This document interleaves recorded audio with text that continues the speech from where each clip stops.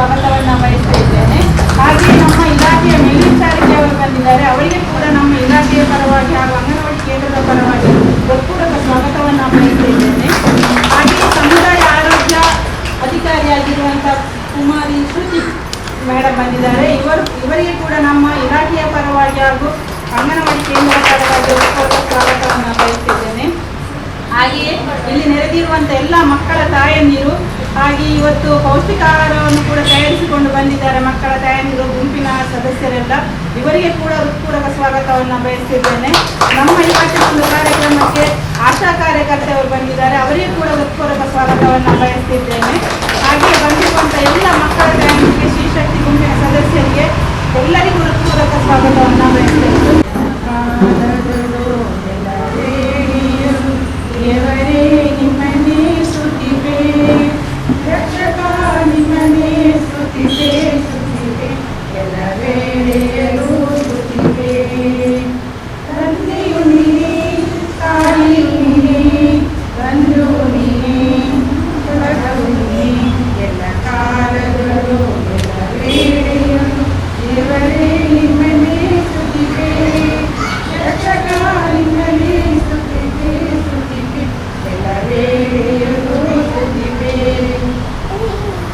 ಉದ್ಘಾಟನೆಯನ್ನು ಮಾಡ್ತಿದ್ದೇವೆ. ನಮಗೆ ಉದ್ಘಾಟಕರು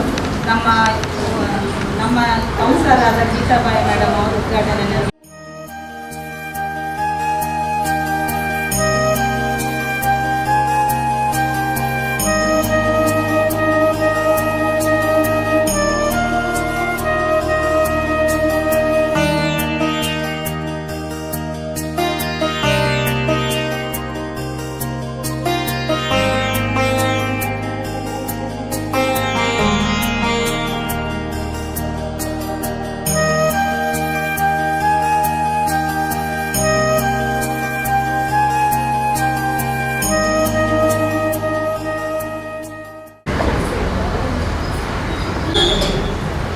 ನಮ್ಮ ಸಮುದಾಯ ಆರೋಗ್ಯ ಅಧಿಕಾರಿಯವರು ಎಲ್ಲರಿಗೂ ಶುಭ ಮಧ್ಯಾಹ್ನ. ಎಲ್ಲ ತಾಯಂದಿರ ಮಕ್ಕಳೇ ಹಾಗೂ ಈ ಅಂಗನವಾಡಿ ಕಾರ್ಯಕರ್ತೆಯರು ದಕ್ಷಿಣ ಕನ್ನಡ ಜಿಲ್ಲಾ ಪಂಚಾಯತ್ ಮಹಿಳಾ ಮತ್ತು ಮಕ್ಕಳ ಅಭಿವೃದ್ಧಿ ಇಲಾಖೆ ಮತ್ತು ಶಿಶು ಅಭಿವೃದ್ಧಿ ಯೋಜನೆ ಮಂಗಳೂರು ಮತ್ತು ಇದರ ವತಿಯಿಂದ ಪೋಷಣ ಅಭಿಯಾನ ಕಾರ್ಯಕ್ರಮವನ್ನು ಇವತ್ತು ನಾವು ಈ ಅಂಗನವಾಡಿಯಲ್ಲಿ ಹಮ್ಮಿಕೊಂಡಿದ್ದೇವೆ. ಈ ಪೋಷಣ ಅಭಿಯಾನ ಕಾರ್ಯಕ್ರಮದ ಮುಖ್ಯ ಉದ್ದೇಶ ಏನಂತ ಹೇಳಿದರೆ, ಈಗ ಇಡೀ ಭಾರತದಲ್ಲಿ ಇದು ಕೇಂದ್ರ ಸರ್ಕಾರ ಒಂದು ಜಾರಿಗೆ ತಂದಂತಹ ಯೋಜನೆಯಾಗಿದೆ. ಕೇಂದ್ರ ಸರ್ಕಾರದ ಮುಖ್ಯ ಗುರಿ ಏನಂತ ಹೇಳಿದರೆ ಅಪೌಷ್ಟಿಕ ಮಕ್ಕಳಲ್ಲಿ ಅಪೌಷ್ಟಿಕತೆಯನ್ನು ಕಡಿಮೆ ಮಾಡುವ, ಅಂದರೆ ಕುಂಠಿತಗೊಳಿಸುವ ಉದ್ದೇಶದಿಂದ ಈ ಒಂದು ಕಾರ್ಯಕ್ರಮವನ್ನು ಪ್ರತಿಯೊಂದು ಅಂಗನವಾಡಿಯಲ್ಲಿ ಹಮ್ಮಿಕೊಳ್ಳುವಂತೆ, ಅದು ಸೆಪ್ಟೆಂಬರ್ ತಿಂಗಳಲ್ಲಿ ಹಮ್ಮಿಕೊಳ್ಳುವಂತೆ ಜಾರಿಗೆ ತರಲಾಗಿದೆ. ಮುಖ್ಯವಾಗಿ ಪೌಷ್ಟಿಕ ಆಹಾರ ಅಂತ ಬಂದಾಗ ಮುಖ್ಯವಾಗಿ ತಾಯಂದಿರಿಗೆ, ಗರ್ಭಿಣಿಯರಿಗೆ, ಬಾಣಂತಿಯರಿಗೆ, ಮಕ್ಕಳಿಗೆ, ಹದಿಹರೆಯದವರಿಗೆ, ಎಲ್ಲ ಏಜಿನವರಿಗೆ ಕೂಡ ಇದು ಅನ್ವಯಿಸ್ತದೆ.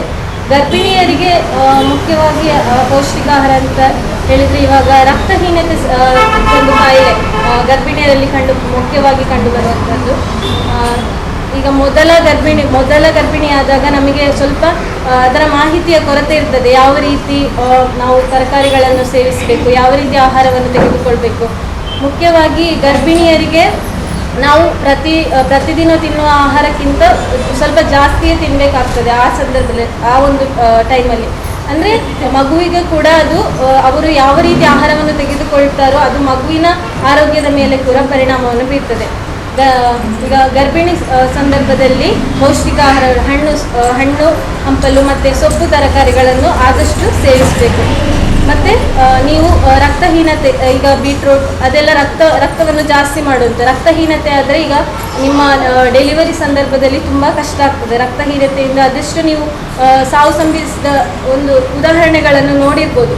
ಇವಾಗ ಅಪೌಷ್ಟಿಕತೆ ಕಂಡುಬರೋದು ಮುಖ್ಯವಾಗಿ ಅದೇ ರಕ್ತಹೀನತೆ ಇದ್ದವರಲ್ಲಿ. ಅವರು ಗರ್ಭಿಣಿಯಾದ ಸಂದರ್ಭದಲ್ಲಿ ಸರಿಯಾಗಿ ಆಹಾರ ತಗೊಳ್ತೀರ. ಕೆಲವರು ತುಂಬ ಕೆಲಸ ಮಾಡ್ತಾರೆ. ಈಗ ಕಟ್ಟಡ ಕೆಲಸ ಮಾಡುವವರನ್ನೆಲ್ಲ ನಾವು ನೋಡ್ಬೋದು.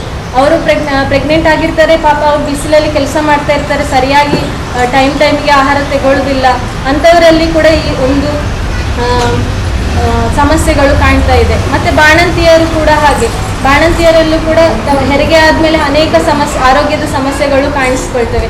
ಆ ಒಂದು ಸಂದರ್ಭದಲ್ಲಿಯೂ ಕೂಡ ಹಸಿ ತರಕಾರಿಗಳು, ಸೊಪ್ಪುಗಳು ಅಂಥದನ್ನು ಹೆಚ್ಚಾಗಿ ಸೇವಿಸಬೇಕು. ಮತ್ತು ದಿನಕ್ಕೆ ಇಷ್ಟು ಹಣ್ಣು ಹಂಪಲನ್ನು ತಿನ್ನಬೇಕು ಅಂತ ನಾವೊಂದು ರೂಢಿಯನ್ನು ಮಾಡ್ಕೊಳ್ಬೇಕು. ಹಣ್ಣು ಹಂಪಲು ಜಾಸ್ತಿ ತಿಂದಷ್ಟು ನಮ್ಮ ಆರೋಗ್ಯ ವೃದ್ಧಿಸುವುದು ಕೂಡ ಜಾಸ್ತಿ ಆಗ್ತದೆ. ಅದೇ ನಿಟ್ಟಿನಲ್ಲಿ ನಮ್ಮ ಕೇಂದ್ರ ಸರ್ಕಾರ ಏನು ಮಾಡಿದಂತೆ, ಗರ್ಭಿಣಿಯರಿಗೆ ಈಗ ನಿಮಗೆ ಅಂಗನವಾಡಿಯಲ್ಲಿ ಫುಡ್ ಕೊಡ್ತಾ ಇದೆ. ಅದೇ ಈಗ ಬಡತನದಲ್ಲಿದ್ದವರಿಗೆ ನಮಗೆ ಫುಡ್ ತಗೊಳ್ಳಿಕ್ಕೆ ಕಷ್ಟ ಆಗ್ತಾ ಇರ್ಬೋದು, ಹಣ್ಣು ಹಂಪಲು ತಗೊಂಡು ತಿನ್ನಲಿಕ್ಕೆ ಕಷ್ಟ ಆಗ್ತಾ ಇರ್ಬೋದು. ಆ ಉದ್ದೇಶದಿಂದ ಗರ್ಭಿಣಿಯರಿಗೆ ಈಗ ಅಂಗನವಾಡಿಯಲ್ಲಿ ಸೌಲಭ್ಯಗಳನ್ನು ಕೊಡ್ತಾ ಇದೆ. ಬಾಣಂತಿಯರಿಗೆ ಕೂಡ ಸೌಲಭ್ಯಗಳನ್ನು ಕೊಡ್ತಾ ಇದೆ. ಸಣ್ಣ ಮಕ್ಕಳಿಗೆ ಕೂಡ ಅಪೌಷ್ಟಿಕತೆ ಕಡಿಮೆ ಮಾಡಬೇಕು ಅಂತ ಉದ್ದೇಶದಿಂದ ಹಲವಾರು ಯೋಜನೆಗಳನ್ನು ತಂದಿದೆ. ಮತ್ತು ಈಗ ಮುಖ್ಯವಾಗಿ ಈಗ ಈಗ ಒಂದು ಮಗು ಇರ್ತದೆ, ಎರಡನೇ ಗರ್ಭಿಣಿ ಆಗ್ತಾರೆ, ಅಂಥವರಿಗೆ ಜಾಸ್ತಿ ಅಪೌಷ್ಟಿಕತೆ ಕಂಡು ಬರುವುದು. ಈಗ ಅಂದರೆ ತುಂಬ ಗ್ಯಾಪ್ ಇರುವುದಿಲ್ಲ ಮಕ್ಕಳಿಗೆ. ಈಗ ಮಗುವಿಗೆ 1 ವರ್ಷ ಆಗಿರ್ತದೆ, ಮತ್ತೆ ವಾಪಸ್ ಅವರು ಪ್ರೆಗ್ನೆಂಟ್ ಆಗ್ತಾರೆ, ಗ್ಯಾಪ್ ಇರುವುದಿಲ್ಲ. ಕನಿಷ್ಠ ಆದರೂ 3 ವರ್ಷ ಆದರೂ ಗ್ಯಾಪ್ ಬೇಕು ಮಕ್ಕಳಲ್ಲಿ, ಆಯಿತಾ. ಆಗ 1 ವರ್ಷ ಗ್ಯಾಪ್ ಇರದೆ ಆಗ ಅವರು ಗರ್ಭಿಣಿ ಆದರೆ ಮಕ್ಕಳಿಗೆ ಕೂಡ ಎದೆ ಹಾಲು ಸಿಗುವುದಿಲ್ಲ. ಸಾಮಾನ್ಯವಾಗಿ ಮಗುವಿಗೆ 6 ತಿಂಗಳವರೆಗೆ ಪರಿಶುದ್ಧವಾದ ಆಹಾರ ಅಂತ ಹೇಳಿದರೆ ಅದು ತಾಯಿಯ ಎದೆ ಹಾಲು, ಬೇರೆ ಯಾವುದು ಸಹ ನಾವು ಕೊಡಲಿಕ್ಕೆ ಬಿಡುತ್ತಿಲ್ಲ. 6 ತಿಂಗಳವರೆಗೆ ಹೊರಗೆ ಮಗುವಿಗೆ ಎದೆ ಹಾಲು ಕೊಡಲೇಬೇಕು. ತದನಂತರ ನಾವು ನಮ್ಮ ಪೌಷ್ಟಿಕವಾದ ಆಹಾರ ರಾಗಿ ಆಗಿರ್ಬೋದು, ನಾವು ಮನೆಯಲ್ಲಿ ಮಾಡಿದ ಆಹಾರವನ್ನು ಕೊಡ್ತೇವೆ. ಅದು ಮಗುವಿನ ವಿಷಯಕ್ಕೆ ಬಂದರೆ, ಮತ್ತು ಮಗುವಿಗೆ ಕೂಡ ಈಗ ನಿಮಗೆಲ್ಲ ಗೊತ್ತಿರ್ಬೋದು, ಎಲ್ಲ ಇಂಜೆಕ್ಷನ್ಸ್ ಹಾಕ್ಕೊಳ್ಬೇಕು. ಈಗ 1.5 ವರ್ಷದವರೆಗೆ ಕಂಪ್ಲೀಟ್ ಇಮ್ಯುನೈಸೇಷನ್ ಅಂತ ಆಗಿರಬೇಕು. ಅದರ ಬಗ್ಗೆ ಕೂಡ ನೀವು ಒಂದು ಕಾಳಜಿಯನ್ನು ವಹಿಸಬೇಕು. ನೆಕ್ಸ್ಟ್ ದೊಡ್ಡ ಮಕ್ಕಳು, ಈಗ 5 ವರ್ಷದವರು, ಈಗ ಶಾಲೆಗೆ ಹೋಗುವ ಮಕ್ಕಳು ಇರ್ತಾರೆ, ಅವರಿಗೆ ಒಂದು ಫುಡ್ಡಿನ ಬಗ್ಗೆ ಅಂದರೆ ಈಗ ಅವರಿಗೆ ಅಂಗಡಿ ತಿಂಡಿ ಮೇಲೆ ಜಾಸ್ತಿ ಕಣ್ಣು. ಅಂಗಡಿಯಲ್ಲಿ ಹೊಸ ತಿಂಡಿ ಬಂದರೆ ಈಗ ಅಂಗಡಿಗೆ ಹೋದಾಗ ಅದೇ ಕೇಳ್ತಾರೆ. ಹಾಗಾಗಿ ಅವರಿಗೆ ನಾವು ಮನೆಯಲ್ಲಿ ಮಾಡಿದ ತಿಂಡಿಯನ್ನು ಅವ್ರಿಗೆ ಕೊಡಬೇಕು. ಮನೆಯಲ್ಲಿ ಒಳ್ಳೆಯ ಆಹಾರ ಈಗ ತುಂಬ ಜನ ಇಲ್ಲಿ ತಂದಿಟ್ಟಿದ್ದಾರೆ, ಅದನ್ನು ನೋಡಿದರೆ ನಮಗೇನೆ ತಿನ್ನುವಂತ ಆಗ್ತದೆ. ಮಕ್ಕಳಿಗೆ ಸಹ ಅಂಥ ರುಚಿಯಾದ ಆಹಾರವನ್ನು ಡೈಲಿ ಮನೆಯಲ್ಲಿ ಮಾಡಿ ಕೊಡ್ತಾ ಇದ್ರೆ ಅವರು ಅಂಗಡಿಯಲ್ಲಿ ಹೊಸ ತಿಂಡಿ ಬಂದಾಗ ಅವರು ಹೇಗೆ, ಈಗ ಮನೆಯಲ್ಲಿ ನಾವು ಹೇಗೆ ಮಾಡೋದಂದ್ರೆ ಅಂಗಡಿಗೆ ಕಳಿಸೋರು. ಅವರು ಹಠ ಮಾಡ್ತಿದ್ದಾರೆ ಅಂದ್ರೆ 5 ರೂಪಾಯಿ ಕೊಟ್ಟು ಹೋಗ ಅಂಗಡಿಗೆ ಎಂತ ಬೇಕು ನೀನು ತಗೊಂಡು ಬಾ ಅಂತ ಹೇಳ್ತೇವೆ. ಅದರ ಬದಲು ಮನೆಯಲ್ಲಿ ಮಾಡಿದ ಚೆನ್ನಾಗಿರುವ ತಿಂಡಿ ತಿನಿಸುಗಳನ್ನು ಕೊಟ್ಟರೆ ಆಗ ಮಗುವಿನ ಆರೋಗ್ಯ ಕೂಡ ವೃದ್ಧಿ ಆಗ್ತದೆ. ಮಗು ಈಗ ಹೊರಗಡೆ ಹೋದರೆ ಫಾಸ್ಟ್ ಫುಡ್ ಬೇಕಂದ್ರೆ ಅದು ಸಹ ಬೇಕು ಅಂತ ಹೇಳ್ತದೆ. ಗೋಬಿ, ನೂಡಲ್ಸ್, ಅದರ ಮೇಲೆ ಅಂದರೆ ನಮ್ಮಲ್ಲಿ ಕೆಟ್ಟದರ ಮೇಲೆ ಆಕರ್ಷಣೆ ಜಾಸ್ತಿ ಅಂತ ಹೇಳ್ತಾರೆ. ಯಾವುದು ಬೇಡನೋ ಅದನ್ನು ತಿನ್ನಲಿಕ್ಕೆ ಪ್ರಯತ್ನ ಪಡೋದು ಜಾಸ್ತಿ ಮಕ್ಕಳು. ಹಾಗಾಗಿ ಮನೆಯಲ್ಲಿ ಮಾಡಿದ ಪೌಷ್ಟಿಕ ಆಹಾರ ಏನಿದೆ, ಈಗ ಅಂಗನವಾಡಿಯಲ್ಲಿ ಪುಷ್ಟಿ ಅಂತ ಸಿಗ್ತದೆ, ಅದರಲ್ಲಿ ಬೇರೆ ಬೇರೆ ತಿನಿಸುಗಳನ್ನು ಮಾಡ್ಲಿಕ್ಕಾಗ್ತದೆ. ಅದು ಒಂದು ಒಳ್ಳೆಯ ಪೌಷ್ಟಿಕ ಆಹಾರ ಅಲ್ಲ. ಸಣ್ಣ ಮಕ್ಕಳಿಗಲ್ಲ, ದೊಡ್ಡವರು ಕೂಡ ಅದನ್ನು ತಿಂತಾರೆ. ಹದಿಹರೆಯದವರು ಅವರು ಅದನ್ನು ತಿಂದರೆ ಅವರಿಗೆ ಒಳ್ಳೆಯ, ಅವರ ಆರೋಗ್ಯ ಕೂಡ ಅದು ಒಳ್ಳೆಯದು. ಅದು ಅಂದರೆ ತುಂಬ ಕಾಳುಗಳನ್ನು ಉಪಯೋಗಿಸಿ ಮಾಡಿದಂತಹ ಪುಡಿ ಅಲ್ಲ, ಅದರಲ್ಲಿ ಬೇರೆ ಬೇರೆ ತಿನಿಸುಗಳನ್ನು ಮಾಡಿ ಮಕ್ಕಳಿಗೆ ಕೊಡಿ, ಆಗ ಮಕ್ಕಳ ಆರೋಗ್ಯ ವೃದ್ಧಿ ಆಗ್ತದೆ. ಮತ್ತು ನೀವು ಹದಿಹರೆಯದವರಿಗೆ ಕೂಡ ಇದು ಶಿಕ್ಷಣ ಆಗ್ತದೆ. ಅಂದರೆ ಮುಟ್ಟಾಗುವ ಸಂದರ್ಭದಲ್ಲಿ ಕೂಡ ಒಳ್ಳೆ ತರಕಾರಿಗಳನ್ನು ಸೇವಿಸಿದೆ. ಸಣ್ಣದಲ್ಲಿ ಮಕ್ಕಳಿಗೆ ಒಳ್ಳೆಯ ಹವ್ಯಾಸಗಳನ್ನು ಬೆಳೆಸಿದ್ರೆ ಅವರು ದೊಡ್ಡದಾಗುವಾಗ ಅದು ರೂಢಿಯಾಗಿ ಬಿಡ್ತದೆ. ಸಣ್ಣದಲ್ಲಿ ಒಳ್ಳೆಯ ಪೌಷ್ಟಿಕ ಆಹಾರವನ್ನು ಕೊಟ್ಟರೆ ಮಕ್ಕಳು ದೊಡ್ಡದಾಗೋದು ಕೂಡ ಒಳ್ಳೆಯ ಈಗ ಕೆಲವು ಮಕ್ಕಳು ಎಂತ ಆಗ್ತಾರೆ ಅಂದರೆ ದಪ್ಪವಾಗಿ ಬೆಳೀತಾರೆ. ಅವರಿಗೆ ಏನು ಮಾಡಿರ್ತಾರೆ ಅಂದರೆ ಈಗ 6 ತಿಂಗಳವರೆಗೆ ಬ್ರೆಸ್ಟ್ ಫೀಡಿಂಗ್ ಕೊಡ್ತಾರೆ, ಆದರೆ ಅದ್ರ ಜೊತೆ ಸಿರ್ಲ್ಯಾಕ್ ಅಂತ ಬರ್ತದೆ ಪುಡಿ. ಆಗ ಮಕ್ಕಳು ತನ್ನಿಂತಾನೇ ದಪ್ಪ ಆಗ್ತಾ ಹೋಗ್ತಾರೆ. ಅವರು ಆರೋಗ್ಯವಂತರಾಗಿದ್ದಾರೆ ಅಂತಲ್ಲ ಮಕ್ಕಳು ದಪ್ಪ ಇದ್ದಾರೆ ಅಂತ ಹೇಳಿದ್ರೆ. ಆರೋಗ್ಯವಂತ ಮಗು ಹೇಗಿರ್ತದೆ ಅಂತ ನಿಮಗೆಲ್ಲ ಗೊತ್ತುಂಟು. ದಪ್ಪ ಇದ್ರೆ ಆರೋಗ್ಯವಂತಲ್ಲ, ಅವರಿಗೆ ತುಂಬ ಮುಂದೆ ಪ್ರಾಬ್ಲಮ್ಸ್ ಆಗೋ ಚಾನ್ಸಸ್ ಜಾಸ್ತಿ ಇರ್ತದೆ. ಹಾಗಾಗಿ ಎಲ್ಲರ ಮನೆಯಲ್ಲೂ ಕೂಡ ಮಕ್ಕಳಿಗೆ ತಮ್ಮ ಮನೆಯಲ್ಲಿ ಮಾಡಿದ ತಿಂಡಿ ತಿನಿಸುಗಳನ್ನೇ ಕೊಡಿ. ಹೊರಗಿನ ಈಗ ಫಾಸ್ಟ್ ಫುಡ್ ಆ ಥರದಕ್ಕೆಲ್ಲ ಆಕರ್ಷಣೆ ಮಾಡ್ಲಿಕ್ಕೆ ಅಷ್ಟು ಬಿಡಬೇಡಿ. ಅದು ಬೇಕು ಅಂದರೆ ತುಂಬ ಅದರ ಬಗ್ಗೆ ಆಕರ್ಷಣೆ ಇರಬಾರ್ದು ನಮ್ಮಲ್ಲಿ. ಹಾಗಾಗಿ ಈಗ ಗರ್ಭಿಣಿಯರಿಗೆ ಈಗ ತುಂಬ ತಾಯಂದಿರು ಕೂಡ ಇಲ್ಲಿ ಇದ್ದೀರಾ, ಅವರಿಗೆ ಹೇಳುದು ಮನೆಯಲ್ಲಿ ಒಳ್ಳೆಯ ಪೌಷ್ಟಿಕ ಆಹಾರವನ್ನು ತೆಗೆದುಕೊಳ್ಳಿ. ಮಗುವಿಗೆ 6 ತಿಂಗಳವರೆಗೆ ಎದೆ ಹಾಲು ಕೊಡಿ. ಮತ್ತು ಎದೆ ಹಾಲನ್ನು ನಿಲ್ಲಿಸಿ. ಈಗ ಕೆಲಸಕ್ಕೆ ಹೋಗುವ ಮಹಿಳೆಯರು ಇರ್ತೀರಾ, ನೀವು ಎದೆ ಹಾಲನ್ನು ಎಂತ ಮಾಡ್ತೀರಾ ಅಂತ ಹೇಳಿದ್ರೆ ಮತ್ತೆ ಬೆಳಿಗ್ಗೆ ಕೊಟ್ಟು ಹೋಗ್ತೀರಾ, ಸಂಜೆ ಇನ್ನು ಮತ್ತೆ ನೀವು ಡ್ಯೂಟಿಗೆ ಹೋಗಿ ರಾತ್ರಿ ಬರ್ತೀರಾ ಮನೆಗೆ. ಈಗ ಒಂದು ಎದೆ ಹಾಲನ್ನು ಸಂಗ್ರಹಿಸಿ ಇಡ್ಬೋದು. ನಮ್ಮ ಎದೆ ಹಾಲನ್ನು ಸಂಗ್ರಹಿಸಿ ಫ್ರಿಜ್ಜಲ್ಲಿ ಇಡ್ಬೋದು. ಫ್ರೀಸರಲ್ಲಿ ಅಲ್ಲ, ಒಂದು ಫ್ರೀಸರ್ ಹೊರಗಿರ್ತಾರೆ ಅದರಲ್ಲಿ ಇಡ್ಬೋದು, ಆಯ್ತಾ. ಅದರಲ್ಲಿ ಇಟ್ಟು ಮಗುವಿಗೆ ಎದೆ ಹಾಲನ್ನು ಪೂರೈಕೆ ಮಾಡೋ. ಅದರ ಬದಲಾಗಿ ಕೃತಕವಾಗಿ ಹಾಲು ಯಾವತ್ತೂ ಕೂಡ ಕೊಡ್ಬಾರ್ದು. ಅದು ಮಗುವಿನ ಆರೋಗ್ಯದ ಮೇಲೆ ತುಂಬ ಪರಿಣಾಮವನ್ನು ಬೀರ್ತದೆ. ಮತ್ತೆ ಎದೆ ಹಾಲನ್ನು ಕೊಡದೆ ಸಹ ಇರ್ತದೆ. ಯಾಕಂದ್ರೆ ಕ್ಯಾನ್ಸರ್ ಬರುವಂತಹ ಒಂದು ಸಂಭವ ಜಾಸ್ತಿ ಇರ್ತದೆ. ಈಗ ಎದೆ ಹಾಲು ನೀವು ಒಂದು ಎದೆ ಹಾಲು ಒಂದು ಸೈಡ್ ಮಾತ್ರ ಮಗು ಕುಡಿತದೆ ಅಂತ ಹೇಳಿದ್ರೆ ಒಂದೇ ಸೈಡ್ ಕೊಡ್ತಾ ಇರೋದಲ್ಲ, ಆಗ ಈಚೆದ ಎದೆ ಅದು ಲಂಪ್ಸ್ ತರ ಗಟ್ಟಿಯಾಗಿ ಕ್ಯಾನ್ಸರ್ ಬರುವಂತಹ ಒಂದು ಸಂಭವ ಕೂಡ ಇರ್ತದೆ. ಹಾಗಾಗಿ ಎಲ್ಲರಿಗೂ ಇಷ್ಟ ಹೇಳುದು, ಇನ್ನು ನಿಮ್ಮ ಆರೋಗ್ಯ ನಿಮ್ಮ ಕೈಯಲ್ಲೇ ಇರೋದು, ಅದನ್ನು ನಾವೇ ಕಾಪಾಡಿಕೊಳ್ಬೇಕು. ಒಂದು ವೇಳೆ ಹಣ ಹೋದ್ರೆ ನಾವು ವಾಪಸ್ ಪಡ್ಕೊಳ್ಬಹುದು, ಆದ್ರೆ ಆರೋಗ್ಯ ಒಂದ್ಸಲ ಕೆಟ್ಟು ಹೋದ್ರೆ ಮತ್ತೆ ವಾಪಸ್ ಪಡ್ಕೊಳ್ಳೋದು ತುಂಬಾ ಕಷ್ಟ ಅಲ್ವಾ. ಹಾಗಾಗಿ ಎಲ್ಲರೂ ಸಹ ಒಳ್ಳೆಯ ರೀತಿಯ ಆಹಾರವನ್ನು ಸೇವಿಸಿ ಒಳ್ಳೆಯ ಉತ್ತಮ ಆರೋಗ್ಯ ಜೀವನ ಶೈಲಿಯನ್ನು ರೂಪಿಸಿಕೊಳ್ಳಿ ಅಂತ ಹೇಳ್ತಾ ಇದ್ದೇನೆ. ಮತ್ತೆ ನಮ್ಮಲ್ಲಿ ನಾಡ್ದು ಆದಿತ್ಯವಾರ ಇಲ್ಲೇ ಒಂದು ಹೆಲ್ತ್ ಕ್ಯಾಂಪ್ ಮಾಡುವಂತಿದ್ದೇವೆ, ನಮ್ಮ BP ಮತ್ತು ಶುಗರ್ ಚೆಕಪ್. ಅದಕ್ಕೊಂದು ಎಲ್ಲರೂ ಬಂದು ಸಹಕರಿಸಬೇಕಾಗಿ ಈ ಮೂಲಕ ಕೇಳ್ಕೊಳ್ತಾ ಇದ್ದೇನೆ. ಹಾಗೂ ಇಲ್ಲಿ ಒಂದು ಮಾತಾಡ್ಲಿಕ್ಕೆ ಅವಕಾಶ ಕೊಟ್ಟಂತಹ ಎಲ್ಲರಿಗೂ ಧನ್ಯವಾದಗಳನ್ನು ಹೇಳ್ತಾ ನಾನು ಒಂದೆರಡು ಮಾತನ್ನು ಮೊದಲನೇ ಇದು ನೋಡಿ, ನಮ್ಮ ಮನಸ್ಸು ನಮ್ಮ ಹತೋಟಿಯಲ್ಲಿ ಇರ್ತದೆ. ನಾವು ಹೇಳಿದಾಗೆ ಅಲ್ವಾ, ಹೋಗು ಅಂತ ಹೇಳಿದ್ರೆ ಹೋಗು, ಬೇಡ ಅಂತ ಹೇಳಿದ್ರೆ ಬೇಕು, ಬೇಡ ಅಲ್ಲಿದ್ರೆ ಬೇಡ. ಓಕೆ, ಅದು ಮೊದಲನೇ ವಿಚಾರ. ನಾವು ಉಂಟಲ್ಲ, ನಮ್ಮನ್ನು ನಾವು ಬೆಳೆಸಿಕೊಳ್ಳುವ ಅಲ್ವಾ. ಹೇಗೆ ಬೆಳೆಸಿಕೊಳ್ಳುವುದು? ಹೆಂಗಸರುಂಟಲ್ಲ, ಎಲ್ಲರಿಗೆ ಬೇಕಾಗಿರೋ ಒಂದು ವ್ಯಕ್ತಿ, ಒಳ್ಳೆಯ ವ್ಯಕ್ತಿ ಅಲ್ವಾ, ಅದನ್ನು ರೂಪಿಸಿಕೊಳ್ಳೋರು ನಾವೇ. ನಮ್ಮ ಮನೆ ಆಗಿರ್ಬೋದು, ನಮ್ಮ ಗಂಡನನ್ನು ರೂಪಿಸಿಕೊಳ್ಳೋ ಒಂದು ಮಾತಿದೆ. ಎಲ್ಲರಿಗೂ ಕೂಡ ಒಳ್ಳೆಯ ಗಂಡ ಸಿಗುದಿಲ್ಲ ಅಂದ್ರೆ ಸಿಕ್ಕಿದವರು ನಾವು ಅಂತ ಮುಚ್ಚಿ ಗಜ್ಜಿ ಸರಿ ಮಾಡ್ಬೇಕಾಗ್ತದೆ ಅಲ್ವಾ. ಓಕೆ, ಆಗ ಏನಾಗ್ತದೆ, ಮುಚ್ಚಿ ಸರಿ ಮಾಡುವ ಈ ಸಂದರ್ಭದಲ್ಲಿ ನಾವೇನಾಗ್ತದೆ, ತುಂಬಾ ಸಣ್ಣ ಮಗು ಕೂಡ ನಗಾಡ್ತಾ ಉಂಟು, ಅದು ಖುಷಿಯಾಗಿತ್ತು ಮಾತಾಡುವಾಗ. ಓಕೆ, ಆಗ ಏನಾಗ್ತದೆ, ನಮ್ಮ ಸಂಸಾರ ಒಳ್ಳೇದಾಗ್ತದೆ. ನೋಡಿ, ದೇವರುಂಟಲ್ಲ ಯಾವ ರೀತಿಯಲ್ಲಿ ಹೆಂಗಸರನ್ನು ಸೃಷ್ಟಿ ಮಾಡಿಸಿದೆ ಅಂತೇಳಿ, ಮೊದಲು ಗಂಡಸರನ್ನು ವಿಶ್ವವನ್ನೆಲ್ಲ ಸರಿ ಮಾಡಿ ಆಯ್ತು. ಈ ಹೆಂಗಸರನ್ನು ಮಾಡುವಾಗ ಉಂಟಲ್ಲ, ದೇವರ ದೂತರನ್ನು ಹೋಗಿ ನೋಡಿ ಬಾ ಅಂತೇಳಿ ಕಳಿಸುದಂತೆ. ಆಗ ದೇವದೂತ ಹೋಗಿ ಬರುವುದು ಯಾರಲ್ಲಿ? ದೇವರಲ್ಲಿ. ಈ ದೇವದೂತರಿಗೆ ಅವಸರ ಹೋಗಿ ಬಂದರು. ನಿಲ್ಲ, ದೇವರು ಹೇಳಿದೆ, ನಿಲ್ಲು ಯಾಕೆ ನಿನ್ಗೆ ಎಷ್ಟು ಅವಸರ? ಇಲ್ಲ, ನನಗೆ ಇದನ್ನು ಮಾಡಬೇಕು, ತಾಳ್ಮೆ ಮಾಡಬೇಕು, ಪ್ರೀತಿ ಮಾಡಬೇಕು. ಲಾಸ್ಟ್ಗೆ ಹೋಗಿ 9-10 ಸರ್ತಿ ಹೋಗಿ ಹಿಂದೆ ಬಂದು ಹೇಳಿದಂತೆ ಲಾಸ್ಟ್ಗೆ, ನೋಡು ಅವನಲ್ಲಿ ನಾನು ಪ್ರೀತಿ ಮತ್ತು ತಾಳ್ಮೆಯನ್ನು ಉಂಟಲ್ಲ ಕೊನೆಯಲ್ಲಿ ಹಾಕ್ತೇನೆ ಅಂತೇಳಿ. ಅದರಿಂದ ನೋಡಿ ನಮ್ಮ ಎಲ್ಲ ಸಂಸಾರ ನಡೀತದೆ ಅಲ್ವಾ. ಎರಡನೇ ವಿಚಾರ, ನಾನು ನನ್ನ 25 ವರ್ಷ ಆಗಲಿಕ್ಕೆ ಇದ್ದು ಈ ಸರ್ವಿಸಲ್ಲಿ ಜಾಸ್ತಿ ನಾನು ಚಿಕ್ಕ ಮಕ್ಕಳನ್ನು ನೋಡಿಕೊಂಡದ್ದು ಆಯ್ತಾ. ಆ ಮಕ್ಕಳು ಓದುವಾಗ ಕೈಕಾಲು ಫ್ರಾಕ್ಚರ್ ಆಗುದು. ಈ ಬಿತ್ತಲ್ಲಿ ಏನ್ ಮಾಡಿದ್ದೇವೆ ನಾವು? ಮೊದಲನೇ ವಿಚಾರ ಉಂಟಲ್ಲ, ಈ ನಾವು ತರುವುದು ಒಂದು 10-30 ದಿವಸದಲ್ಲಿ ದೊಡ್ಡದಾಗುವ ಒಂದು ಕೋಳಿಯನ್ನು, ಅದಕ್ಕೇನು ಹುಟ್ಟಿನಂದಿಲ್ಲ ಏನು ಮಾಡ್ತಾರೆ, ಇಂಜೆಕ್ಟ್ ಮಾಡಿ ಬಿಡ್ತಾರೆ. ಹೇಗೆ ಅದರ ಕೋಳಿಯ ಒಂದು ಕಾಲನ್ನು ಮುರಿಯಿರಿ ಆಗ್ತದ? ಹೇಗಾಗ್ತದೆ ನಮಗೆ? ಅದೇ ರೀತಿಯಲ್ಲಿ ನಮ್ಮ ಎಲುಬುಗಳು ಆಗಿವೆ ಅಂತೆ. ಅಂದ್ರೆ ನಮ್ಮ ಆಹಾರದ ಪದ್ಧತಿ ಆ ರೀತಿಯಲ್ಲಿ ಚಿಕನ್ ಇಲ್ಲದೆ ಉಂಟಲ್ಲ, ನಮ್ಮ ಮಕ್ಕಳು ಉಂಟಲ್ಲ ಅಷ್ಟು ಒಗ್ಗಿಕೊಂಡಿದೆ ಅಂತ ಹೇಳಿದ್ರೆ, ಚಿಕನ್ ಕಬಾಬು ಮತ್ತು ಎಂಥದ್ದು ನಮ್ಮದು ಫ್ರೈ, ಹೌದು, ಪಿಜ್ಜಾ, ಅದರಲ್ಲಿ ಒಗ್ಗಿಕೊಂಡಿದ್ದೇವೆ.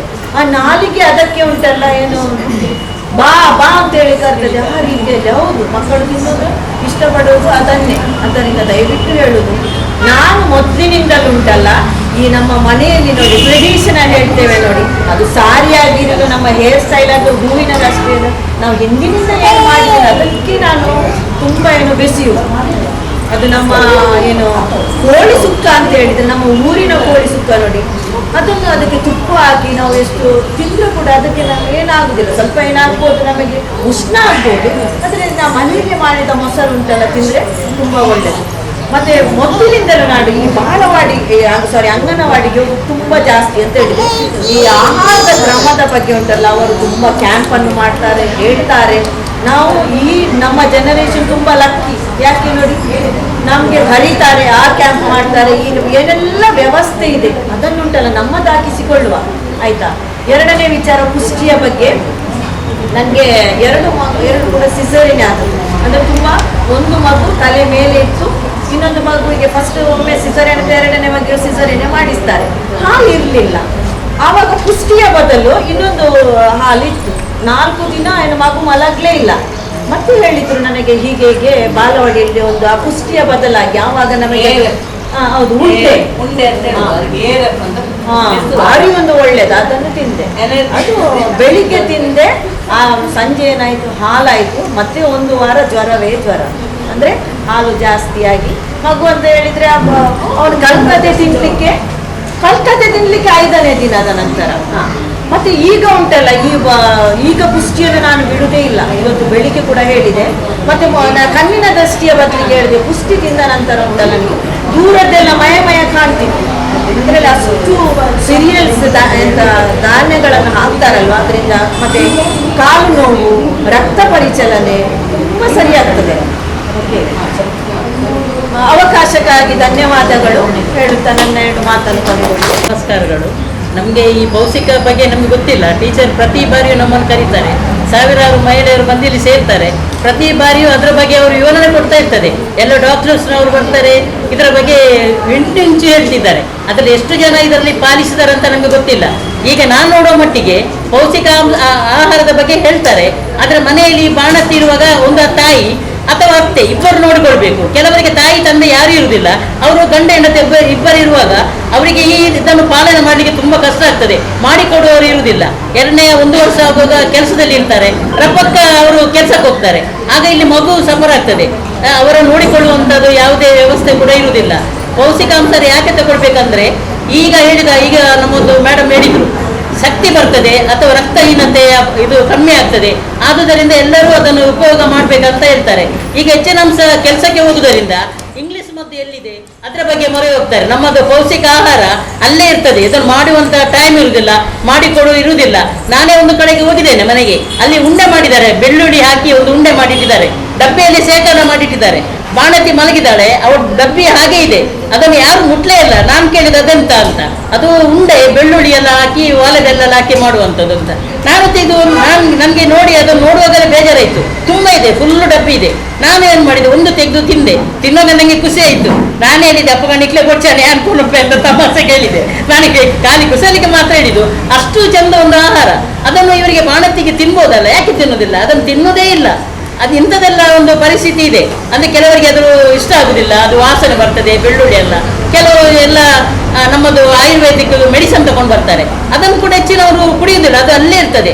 ಇಂಗ್ಲಿಷ್ ಮದ್ದಾದರೆ ಬೇಗ ಮಾತ್ರ ನುಂಗುತ್ತಾರೆ, ಅದನ್ನು ಕುಡಿದು ಎಲ್ಲ ಸರಿ ಮಾಡ್ತಾರೆ. ಈಗ ನಮ್ಮ ಟೀಚರ್ ಹೇಳಿದ್ರು, ಯಾರು ಅದನ್ನು ಉಪಯೋಗ ಮಾಡುವುದಿಲ್ಲ ಅಂತ. ಈಗ ಇಷ್ಟೊಂದು ಪೌಷ್ಟಿಕ ಆಹಾರ ತಂದಿದ್ದಾರೆ, ಬೇಯಿಸಿ ಕೂಡ ತಂದಿದ್ದಾರೆ.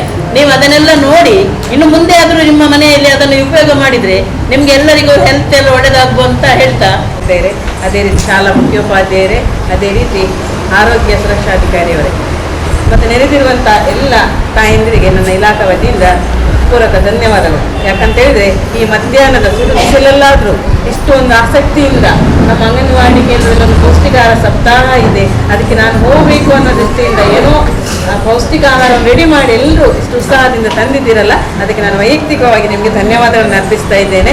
ಮುಂದೆ ನಿಮ್ಮ ಪೌಷ್ಟಿಕ ಆಹಾರದ ಪ್ರಾತ್ಯಕ್ಷತೆಯನ್ನು ನಾವು ತೀರ್ಪುಗಾರರನ್ನು ನೋಡಿಕೊಂಡು ಏನು ಪೌಷ್ಟಿಕಾಹಾರ ಮಾಡಿ ತಂದಿದ್ದೀರಿ ಅದಕ್ಕೆ ನಿಮಗೆ ಪ್ರಥಮ, ದ್ವಿತೀಯ, ತೃತೀಯ ಅಂತೇಳಿ ಬಹುಮಾನಗಳನ್ನು ಕೊಡಲಿಕ್ಕಿದೆ. ಮತ್ತು ಎಲ್ಲರೂ ಮಾಡಿ ತಂದ ಪೌಷ್ಟಿಕ ನಾನು ಸಾಧಾರಣ ನೋಡಿದೆ, ತುಂಬ ಚೆನ್ನಾಗಿ ಮಾಡಿದ್ದೀವಿ. ಅಂದರೆ ಇತ್ತೀಚಿನ ದಿನಗಳಲ್ಲಿ ನಮಗೆ ಪೌಷ್ಟಿಕ ಆಹಾರದ ಮಹತ್ವದ ಬಗ್ಗೆ ನಮಗೆ ಅರಿವು ಉಂಟಾಗಿದೆ ಅಂತ ಹೇಳುವಂಥದ್ದು ನಮಗೆ ಈಗ ಗೊತ್ತಾಗ್ತಾ ಉಂಟು. ಯಾಕಂತ ಹೇಳಿದರೆ ನಮ್ಮ ಮಹಿಳಾ ಮತ್ತು ಮಕ್ಕಳ ಅಭಿವೃದ್ಧಿ ಇಲಾಖೆಯಿಂದ ನಾವು ಹೇಳುವಂಥದ್ದು ಇಷ್ಟೇ, ನಮ್ಮ ಮಹಿಳೆಯರ ಮತ್ತು ಮಕ್ಕಳ ಅಭಿವೃದ್ಧಿ ಆದರೆ ದೇಶದ ಅಭಿವೃದ್ಧಿ ಆದಾಗಿ. ಒಂದು ಮನೆ ಚೆನ್ನಾಗಿ ನಡೆಯಬೇಕಿದ್ರೆ ಅಲ್ಲಿ ಮಹಿಳೆಯಾದವಳು ಸರಿಯಾಗಿ ಸಂಸಾರವನ್ನು ಸರಿದೂಗಿಸಿಕೊಂಡು ಮನೆಯಲ್ಲಿ ಪೌಷ್ಟಿಕ ಆಹಾರ ಮಾಡಿದರೆ ಮಾತ್ರ ಮನೆ ಮಂದಿಗೆ ಎಲ್ಲರಿಗೂ ಕೂಡ ಪೌಷ್ಟಿಕ ಆಹಾರ ಸಿಗ್ತದೆ ಅಲ್ವಾ. ನಾವು ಹೊರಗಿನ ಫುಡ್ಗಳಿಗೆ ಮಾರು ಹೋಗ್ತಾ ಇದ್ದೇವೆ ಇತ್ತೀಚಿನ ದಿನಗಳಲ್ಲಿ. ಅಂದರೆ ನಮಗೆ ಸ್ವಲ್ಪ ಈಗ ಯಾವುದೇ ಉಂಟು, ಮೊಬೈಲ್, ಟಿವಿ, ಕಂಪ್ಯೂಟರ್, ಇದರಲ್ಲಿ ಸ್ವಲ್ಪ ನಮ್ಮ ಟೈಮನ್ನು ಆಚೆ ತಗೊಂಡೋಗ್ತಾ ಇದ್ದು ನಮ್ಮ ಆರೋಗ್ಯದ ಕಡೆ ಗಮನ ಕಡಿಮೆ ಆಗಿದೆ. ನಮ್ಮ ಪೌಷ್ಟಿಕ ಆಹಾರಗಳನ್ನು ಮಾಡಲಿಕ್ಕೆ ನಮಗೆ ಟೈಮ್ ಇಲ್ಲ. ಏನಿದ್ರು ರೆಡಿಮೇಡ್ ಫುಡ್ ಹಣ ಉಂಟು, ದುಡಿದು ಬರುವಾಗ ಹಣ ಸಿಗುತ್ತೆ, ಅದರಲ್ಲಿ ಫಾಸ್ಟ್ ಫುಡ್ಡು, ಆಮೇಲೆ ನೀವು ಆನ್ಲೈನಲ್ಲಿ ಬುಕ್ ಮಾಡಿ ಮನೆಗೆ ಬಂದು ಬಾಗಿಲಿಗೆ ತಂದು ಕೊಡುವಂಥ ಪದ್ಧತಿ ಕೂಡ ಇತ್ತೀಚಿನ ದಿನಗಳಲ್ಲಿ ಇದೆ. ಅದನ್ನೊಂದು ಬುಕ್ ಮಾಡಿದರೆ ಆರಾಮವಾಗಿ ಆಗ್ತದೆ ಅಂತ ಹೇಳುವಂಥದ್ದು ನಮ್ಮ ಮನಸ್ಸಿಂದ ಒಂದು ಮಾತು. ಆದರೆ ಈ ಒಂದು ಫುಡ್ಡಲ್ಲಿ ಎಷ್ಟು ಒಂದು ತೊಂದರೆಗಳಿವೆ ಅಂತ ಹೇಳುವಂಥದ್ದನ್ನು ನಾವು ಅವಲೋಕನ ಮಾಡಿದಾಗ ಮುಂದಿನ ದಿನಗಳಲ್ಲಿ ನಮ್ಮ ಮಕ್ಕಳಿಗೆ ಈ ಒಂದು ಹಂತದಲ್ಲಿ ನಮಗೆ 30-35 ವರ್ಷಕ್ಕೆ 40 ವರ್ಷಕ್ಕೆ BP ಶುಗರ್ ಎಲ್ಲ ಬಂದಿದೆ. ಈಗ ನಾವು ಹೆಚ್ಚಿನವರು ಮಾತ್ರೆ ಇಲ್ಲದ ವ್ಯಕ್ತಿಗಳು ಯಾರು ಹೆಚ್ಚಾಗಿ ಒಂದೇ ಒಂದು ನಾನು ಮಾತ್ರೆ 50 ವರ್ಷ ತನಕ ತಿನ್ನಲಿಲ್ಲ ಅಂತ ಹೇಳುವವರು ಯಾರಾದ್ರೂ ಇದ್ದೀರಾ? ಇದ್ರೆ ದಯವಿಟ್ಟು ಮೇಲೆ ಕೈ ಎತ್ತಿ. ಇಲ್ಲಿ ಬಂದವರಲ್ಲಿ 50 ವರ್ಷ ಇರ್ಬೋದು, ಅದಕ್ಕಿಂತ ಕಡಿಮೆ ಇರ್ತಿದ್ದವರು ಇದ್ದಿರ್ಬೋದು. ಸಣ್ಣ ಪ್ರಾಯದವರು ಬಿಡಿ, 35ರ ಮೇಲೆ 50ರ ಒಳಗೆ ನನಗೆ ಯಾವುದೇ ಒಂದು ಮಾತು ನನ್ನ ಇಷ್ಟ ತನಕ ತಿನ್ನಲಿಲ್ಲ, ನಾನು ಆರಾಮವಾಗಿದ್ದೇನೆ ಅಂತ ಹೇಳೋರು ಕೈ ಎತ್ತಿ ಇದ್ದೀರಾ? ಖಂಡಿತ ಇಲ್ಲ. ಯಾಕೆ? ನಮ್ಮ ಜೀವನ ಶೈಲಿ ಆ ಥರ ಇದೆ. ಒಂದು. ಎರಡನೇದು ನಮ್ಮ ದೇಹಕ್ಕೆ ನಾವು ಏನು ಕೆಲಸ ಕೊಡ್ತಾ ಇಲ್ಲ ಇತ್ತೀಚಿನ ದಿನಗಳಲ್ಲಿ. ಹೌದಾ? ಹೆಚ್ಚಾಗಿ ಕೂತ್ಕೊಳ್ಳುವಂಥ ಕೆಲಸ. ಮನೆಯಲ್ಲಿ ಕೂಡ ವ್ಯವಸ್ಥೆಗಳೆಲ್ಲ ಇದೆ. ನೀರು ಸೇದುವುದಿಲ್ಲ, ಆಮೇಲೆ ಕಡಿಯುವ ಕೆಲಸ ಇಲ್ಲ, ಬಟ್ಟೆ ಅಂತ ಒಗೆಯುವುದು ಇಲ್ಲೇ ಇಲ್ಲ, ಎಲ್ಲ ಅಲ್ಲಲ್ಲೇ ಹಾಕಿದ್ದು ಎಲ್ಲ ಕೆಲಸಗಳು ಆಗಬೇಕು. ಹಾಗಾಗಿ ನಮ್ಮ ದೇಹಕ್ಕೆ ಈಗ ವ್ಯಾಯಾಮ ಇಲ್ಲ. ವಾಕಿಂಗ್ ಹೋಗ್ತೇವಾ? ಇಲ್ಲ. ಬೆಳಿಗ್ಗೆ ಯೋಗ ಮಾಡ್ತೇವಾ? ಇಲ್ಲ. ಅದರ ಬದಲು ಬೆಳಿಗ್ಗೆ ಏನು ಮಾಡ್ತೇವೆ? ಅಡಿಗೆ ಮನೆಗೆ ಹೋಗಿ ಬೇಗ ಅಡಿಗೆ ಮಾಡಿ ಮೊಬೈಲಲ್ಲಿ ಏನು ಉಂಟು ಮೊಬೈಲನ್ನು ತಿರುಗಿಸ್ತೇವೆ. ಮಕ್ಕಳು ಕೂಡ ಏನಾಗಿದ್ದಾರೆ ಈಗ, ನಮ್ಮ 2020 ಕೊರೋನಾದ ಟೈಮಿಂದ ನಮ್ಮ ಮಕ್ಕಳು ಕೂಡ ಮೊಬೈಲ್ನ ಕಡೆಗೆ ಏನಾಗಿದೆ, ಒಂದು ಹ್ಯಾಬಿಟ್ ಆಗಿಬಿಟ್ಟಿದೆ ಇತ್ತೀಚಿನ ದಿನದಲ್ಲಿ. ನೋಡಿ, ನಿಮಗೆ ನಾನು ಹೇಳುವಂಥ ದೃಷ್ಟಿ ಕಿವಿ ಮಾತು, ನೀವು ಮೊಬೈಲನ್ನು ಕಡಿಮೆ ಮಾಡಿ. ಇದು ನಮ್ಮ ಮೆಂಟಲ್ ಹೆಲ್ತಿಗೂ ನಮ್ಮ ಕಣ್ಣಿಗೂ ತುಂಬ ತೊಂದರೆ. ಅಂದು ಸಣ್ಣ ಮಕ್ಕಳಿಗೆ ನಾವು ಕೊಟ್ಟೆವ, ಆ ಮಕ್ಕಳಿಗೆ ನಮ್ಮ ಮುಂದೆ ಭವಿಷ್ಯವನ್ನು ನಾವೇ ಹಾಳು ಮಾಡಿದಂತೆ. ಎಷ್ಟು ಬೇಕೋ ಅಷ್ಟೇ ಮಾತ್ರ ಉಪಯೋಗ ಮಾಡಿ. ಈವನ್ ನಮಗೆ ಮೊಬೈಲ್ನಲ್ಲಿ ಕೆಲಸ ಆಗೋದಿಲ್ಲ, ಅದು ಇಡೀ ದಿನ ನಾವು ಇದರಲ್ಲಿ ಇರೋದಿಲ್ಲ. ಏನು ಕೆಲಸ ಬೇಕು ಅಷ್ಟೇ, ಮತ್ತೆ ಅದು ಅಲ್ಲೇ ಇರ್ತದೆ. ಕೆಲವರು ಬಸ್ಸಲ್ಲಿ ಹೋಗುವಾಗ ಬಸ್ ಸ್ಟಾಪ್ ಬಂದ್ರೂ ಗೊತ್ತಾಗೋದಿಲ್ಲ. ಆ ಗಂಡು ಮಕ್ಕಳಂತೂ ಕಿವಿಗೆ 2 ಸಿಕ್ಕಿಸ್ತವೆ. ಆ ಪರಮಾತ್ಮ ಅದನ್ನು ನೋಡಿದ್ರೆ ಬೇಜಾರು. ಹೆಣ್ಣು ಮಕ್ಕಳು ಸಹ ಅವರಿಗೆ ಸ್ಟಾಪ್ ಬಂದ್ರೆ ಗೊತ್ತಾಗೋದಿಲ್ಲ. ಕಂಡಕ್ಟರ್ ಹೇಳ್ಬೇಕು, ಅಮ್ಮ ಸ್ಟಾಪ್ ಬಂತು ಅಂತೇಳಿ. ಅಂತ ಪರಿಸ್ಥಿತಿ ಅಂದ್ರೆ ಅವರು ಯಾವುದೋ ಲೋಕದಲ್ಲಿರ್ತಾರೆ. ಡ್ರೈವಿಂಗ್ ಮಾಡುವಾಗ ಸಹ ತೊಂದರೆ ಅಲ್ವಾ? ಇದು ನೀವು ನಿಮ್ಮ ಮಕ್ಕಳಿಗೆ ಮೊದಲಾಗಿ ನಮ್ಮ ಮನೆ ಸುಧಾರಣೆ ಆಗಬೇಕು, ಆಮೇಲೆ ಮತ್ತೊಬ್ಬರಿಗೆ ನಾವು ಹೇಳುವವರಾಗಬೇಕು. ನಮ್ಮ ಮನೆಯಲ್ಲಿ ನಾವು ಊಟವನ್ನು ಮಾಡುವಾಗ ಫ್ಯಾಮಿಲಿಯ ಮೆಂಬರ್ಸ್ ಎಲ್ಲರೂ ಒಟ್ಟಾಗಿ ಕೂತುಕೊಂಡು ಊಟ ಮಾಡುವಂಥ ಪದ್ಧತಿ ಇದೆಯಾ? ಹೇಳಿ, ಇದೆಯಾ? ಇಲ್ಲ. ಕೆಲವು ಮನೆಗಳಲ್ಲಿ ಇದೆ. ಅದು ಇದ್ರೆ ಬಹಳ ಉತ್ತಮ. ಯಾಕಂತ ಹೇಳಿದ್ರೆ ನಾವು ಊಟ ಮಾಡುವಾಗ ಕೆಲವರು ಮೊಬೈಲ್ ನೋಡೋದು, ಕೆಲವರು TV ನೋಡೋದು, ಊಟ ಮಾಡೋದೇ ಇಲ್ಲ. ಕೆಲವರು ಕಂಪ್ಯೂಟರ್ ಹತ್ರ ಕೂತ್ಕೊಳ್ಳೋದು, ಎಲ್ಲರೂ ಒಂದೊಂದೊಂದು ಕಡೆ ಕೂತ್ಕೊಂಡು ಊಟ ಮಾಡೋದು. ಅದಲ್ಲ ಕ್ರಮ. ಎಲ್ಲ ಮೆಂಬರ್ಸ್ ಒಟ್ಟಿಗೆ ಕೂತ್ಕೊಂಡು ಡೈನಿಂಗ್ ಟೇಬಲಲ್ಲಿ ನಾವು ರೌಂಡಾಗಿ ಕೂತ್ಕೊಂಡು ಎಲ್ಲ ನಮ್ಮ ಆಹಾರ ವಸ್ತುಗಳನ್ನು ತಂದಿಟ್ಟು ನಾವು ಬಡಿಸಿ ಊಟ ಮಾಡೋದು ನಿಜವಾದ ಪದ್ಧತಿ. ಇದೇನು ಗೊತ್ತಾ, ಹೆಂಗಸಾದವಳು ಎಲ್ಲ ರೆಡಿ ಮಾಡಿ ಇಡ್ಲಿಕ್ಕೆ ಹೆಂಗಸು ಮನೆ ಮಂದಿಯವರಿಗೆಲ್ಲ ಬಡಿಸಿ ಮತ್ತೆ ಉಳಿದದಲ್ಲಿ ಹೋಗಿ ಅವಳು ತಿನ್ನುವಂಥದ್ದು. ಇದು ಪದ್ಧತಿ ಅಲ್ವಾ? ಈಗ ಇಲ್ಲ, ಮೊದಲೆಲ್ಲ ಹಾಗಿತ್ತು. ಈಗೇನು ಗೊತ್ತಾ, ಈಗ ಯಾರನ್ನು ಕಾಯಲಿಕ್ಕಿಲ್ಲ, ಅವರು ಊಟ ಮಾಡಿ ಅವರವರ ಕೆಲಸ ಮಾಡಿ ಮುಗಿಸ್ತಾರೆ. ಆದರೆ ಎಲ್ಲರೂ ಒಟ್ಟಾಗಿ ಕೂತ್ಕೊಂಡು ಊಟ ಮಾಡುವಾಗ ನಾವು ಇವತ್ತು ತಿನ್ನುವ ಆಹಾರದಲ್ಲಿ ಏನಿದೆ, ಇವತ್ತು ಏನು ಪದಾರ್ಥ, ಅದರಲ್ಲಿ ಯಾವ ವಸ್ತು ಇದೆ, ಇದು ಮಕ್ಕಳಿಗೆ ನಾವು ತಿಳಿಸಬೇಕು. ಇಲ್ಲದ ಮಕ್ಕಳು ಊಟ ಮಾಡುವಾಗ TV ಮೊಬೈಲ್ ನೋಡಿಕೊಂಡು ತಿಂದರೆ ಅವರಿಗೇನು, ಮೊಬೈಲಲ್ಲಿ TV ಇದ್ದದ್ದು ಮಾತ್ರ ತಲೆಗೆ ಹೋಗ್ತದೆ ವಿನಃ ಅದರಲ್ಲಿ ಇದ್ದದ್ದು ಏನು ತಿಂತಾರಲ್ಲ, ಹಸಿರು ಕೊಟ್ಟರೆ ತಿಂತಾ ಇದ್ದಾರೆ ಅಷ್ಟೇ ಅಲ್ವಾ? ಇದನ್ನು ನೀವು ದಯವಿಟ್ಟು ಮಕ್ಕಳಿಗೆ, ಸಣ್ಣ ಮಕ್ಕಳಿಗೆ ಕೂಡ ಮೊಬೈಲ್ ನೋಡಿಕೊಂಡು ತಿನ್ನಿಸ್ಲಿಕ್ಕೆ ಅಭ್ಯಾಸ ಮಾಡಬೇಕು. ಇದಿಷ್ಟು. ಮತ್ತೆ ನೋಡಿ, ನಾವು ಕೇಸರಿ, ಬಿಳಿ, ಹಸಿರು ಈ 3 ಬಣ್ಣದ ಆಹಾರಗಳನ್ನು ದಿನನಿತ್ಯ ಸೇವಿಸಬೇಕು. ಕೇಸರಿ ಬಣ್ಣದ ಆಹಾರ ವಸ್ತುಗಳು ಯಾವುದು? ಸ್ವಲ್ಪ ನೀವು ಸಹ ಮಾತಾಡಬೇಕು. ಯಾಕಂತ ಹೇಳಿದ್ರೆ ನಿಮ್ಗೆಲ್ಲರಿಗೂ ಕೂಡ ನಾವು ಮನೆಯಲ್ಲಿ ಅಡಿಗೆ ಮಾಡುವವರು, ಎಲ್ಲ ಅಡಿಗೆಯಲ್ಲಿ ಪಳಗಿದವರೇ, ಯೂಟ್ಯೂಬ್ ನೋಡಿರ್ಬೋದು ಅಥವಾ ನೀವು ರೆಸಿಪಿಗಳನ್ನು ನೋಡಿರ್ಬೋದು, ಎಲ್ಲವನ್ನು ನಮ್ಮನೆಯ ಆಹಾರ ವಸ್ತುಗಳನ್ನು ಮಾಡಿದ್ದೀರು. ಈವನ್ ಫಾರ್ ಎಕ್ಸಾಂಪಲ್ ಮನೆಯಲ್ಲಿ ಒಂದು ಅನ್ನ, ಸಾಂಬಾರು, ಮೀನು ಪದಾರ್ಥ ಏನಾದರೂ ಒಂದು ಮಾಡ್ತೀರಾ, ಆಯ್ತಾ? ಇವನ್ ಒಂದು ಸೊಪ್ಪಿನ ಚಟ್ನಿ ಮಾಡಿ ದೋಸೆಗೆ ಬೆಳಿಗ್ಗೆ ನಾವು ಮಾಡ್ತೇವಾ? ಮೀನಿನ ಸಾಂಬಾರನ್ನು ಅದನ್ನೇ ಕೊಡ್ತೇವೆ. ಒಂದು ಸೊಪ್ಪಿನ ಚಟ್ನಿ, ಏನು ಬೇಡ. ಬೇವು ಸೊಪ್ಪಿಲ್ವಾ, ಅದರ ಚಟ್ನಿ ಆಗಲ್ವಾ? ಸಂಬಾರ ಬಳ್ಳಿ ಸೊಪ್ಪಿದು ಚಟ್ನಿ ಆಗ್ತದೆ, ತಿಮ್ಮರಿ ಸೊಪ್ಪಿನ ಚಟ್ನಿ ಆಗ್ತದೆ, ಕೊತ್ತಂಬರಿ ಸೊಪ್ಪಿದು ಚಟ್ನಿ ಆಗ್ತದೆ. ಇಷ್ಟು ಸೊಪ್ಪು ಚಟ್ನಿ ಒಂದೊಂದು ದಿನ ಮಾಡಿದರೆ ದೋಸೆಗೆ ಒಂದು ದೋಸೆ ಬಿಳಿ ಆಯ್ತಾ, ಸೊಪ್ಪು ಹಸಿರಾಯ್ತಾ, ಆನಂತರ ಕ್ಯಾರೆಟ್, ನಮ್ಮದು ಕೇಸರಿ ಬಣ್ಣ ಕ್ಯಾರೆಟ್ ಅಥವಾ ಬಾಳೆಹಣ್ಣು ಅಲ್ವಾ, ಒಂದು ಹಣ್ಣು ಕಿತ್ತಳೆ ಹಣ್ಣು ಅಲ್ವಾ, ಇದೆಲ್ಲ ಒಂದು ಬಗೆಯ ಹಣ್ಣು. ಅಲ್ಲಿ 3 ಬಣ್ಣ ಬಂತಾ ಒಂದು ಹೊತ್ತಲ್ಲಿ. ನಾವು ತಿನ್ನೋದೇನು ಒಂದು ಬಣ್ಣದ್ದು ಮಾತ್ರ. ಮಧ್ಯಾಹ್ನಕ್ಕೆ ಕೂಡ ಹಾಗೆ, ಒಂದು ಸೊಪ್ಪಿನ ಪಲ್ಯ, ಒಂದು ಮೊಳಕೆ ಬಡಿಸಿದ ಬೇಳೆಕಾಳು ಅಲ್ವಾ. ಮೀನು ಬೇಕೆ.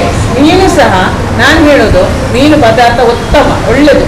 ನಮ್ಮ ಮೆದುಳಿನ ಮತ್ತು ಬುದ್ಧಿಶಕ್ತಿ ಬೆಳವಣಿಗೆ ಮೀನು ತುಂಬ ಒಳ್ಳೆಯದು, ಆಯಿತಾ. ಆದರೆ ಫ್ರೈ ಮಾತ್ರ ಮಾಡಿಕೊಡೋದನ್ನು ನಿಲ್ಲಿಸಬೇಕು. ಫ್ರೈ ಮಾಡಿದರೆ ಯಾವುದೇ ಒಂದು ವಸ್ತುವನ್ನು ನಾವು ಕಾಯಿಸಿದರೆ ಅದರಲ್ಲಿರುವ ಎಲ್ಲ ಪೌಷ್ಟಿಕಾಂಶಗಳು ನಷ್ಟ ಆಗ್ತದೆ. ನಾವು ಎಷ್ಟು ಹಣ ಕೊಟ್ಟು ತಿನ್ನಿ ಏನೂ ಪ್ರಯೋಜನ ಇಲ್ಲ. ಪದಾರ್ಥ ಮಾಡಿ ಕೊಡಿಯಲ್ಲ, ಯಾಕೆ ಫ್ರೈ ಮಾಡಬೇಕು?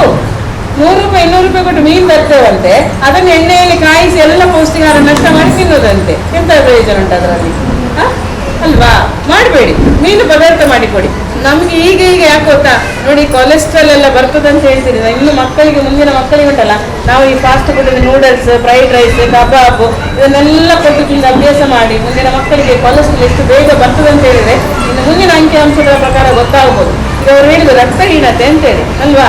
ನಮ್ಗೆ ರಕ್ತಹೀನತೆ ಬಲಿ ಕಾರಣ ಏನು? ಮೊದಲ ಕಾರಣ ಏನು ಹೇಳಿ ನೋಡ. ಸೊಪ್ಪು ತರಕಾರಿಗಳನ್ನು ತಿನ್ನದೇ ಇರುವುದು, ಇದರಿಂದ ನಮಗೆ ಈ ರಕ್ತಹೀನತೆ ಬರಲಿಕ್ಕೆ ಕಾರಣ.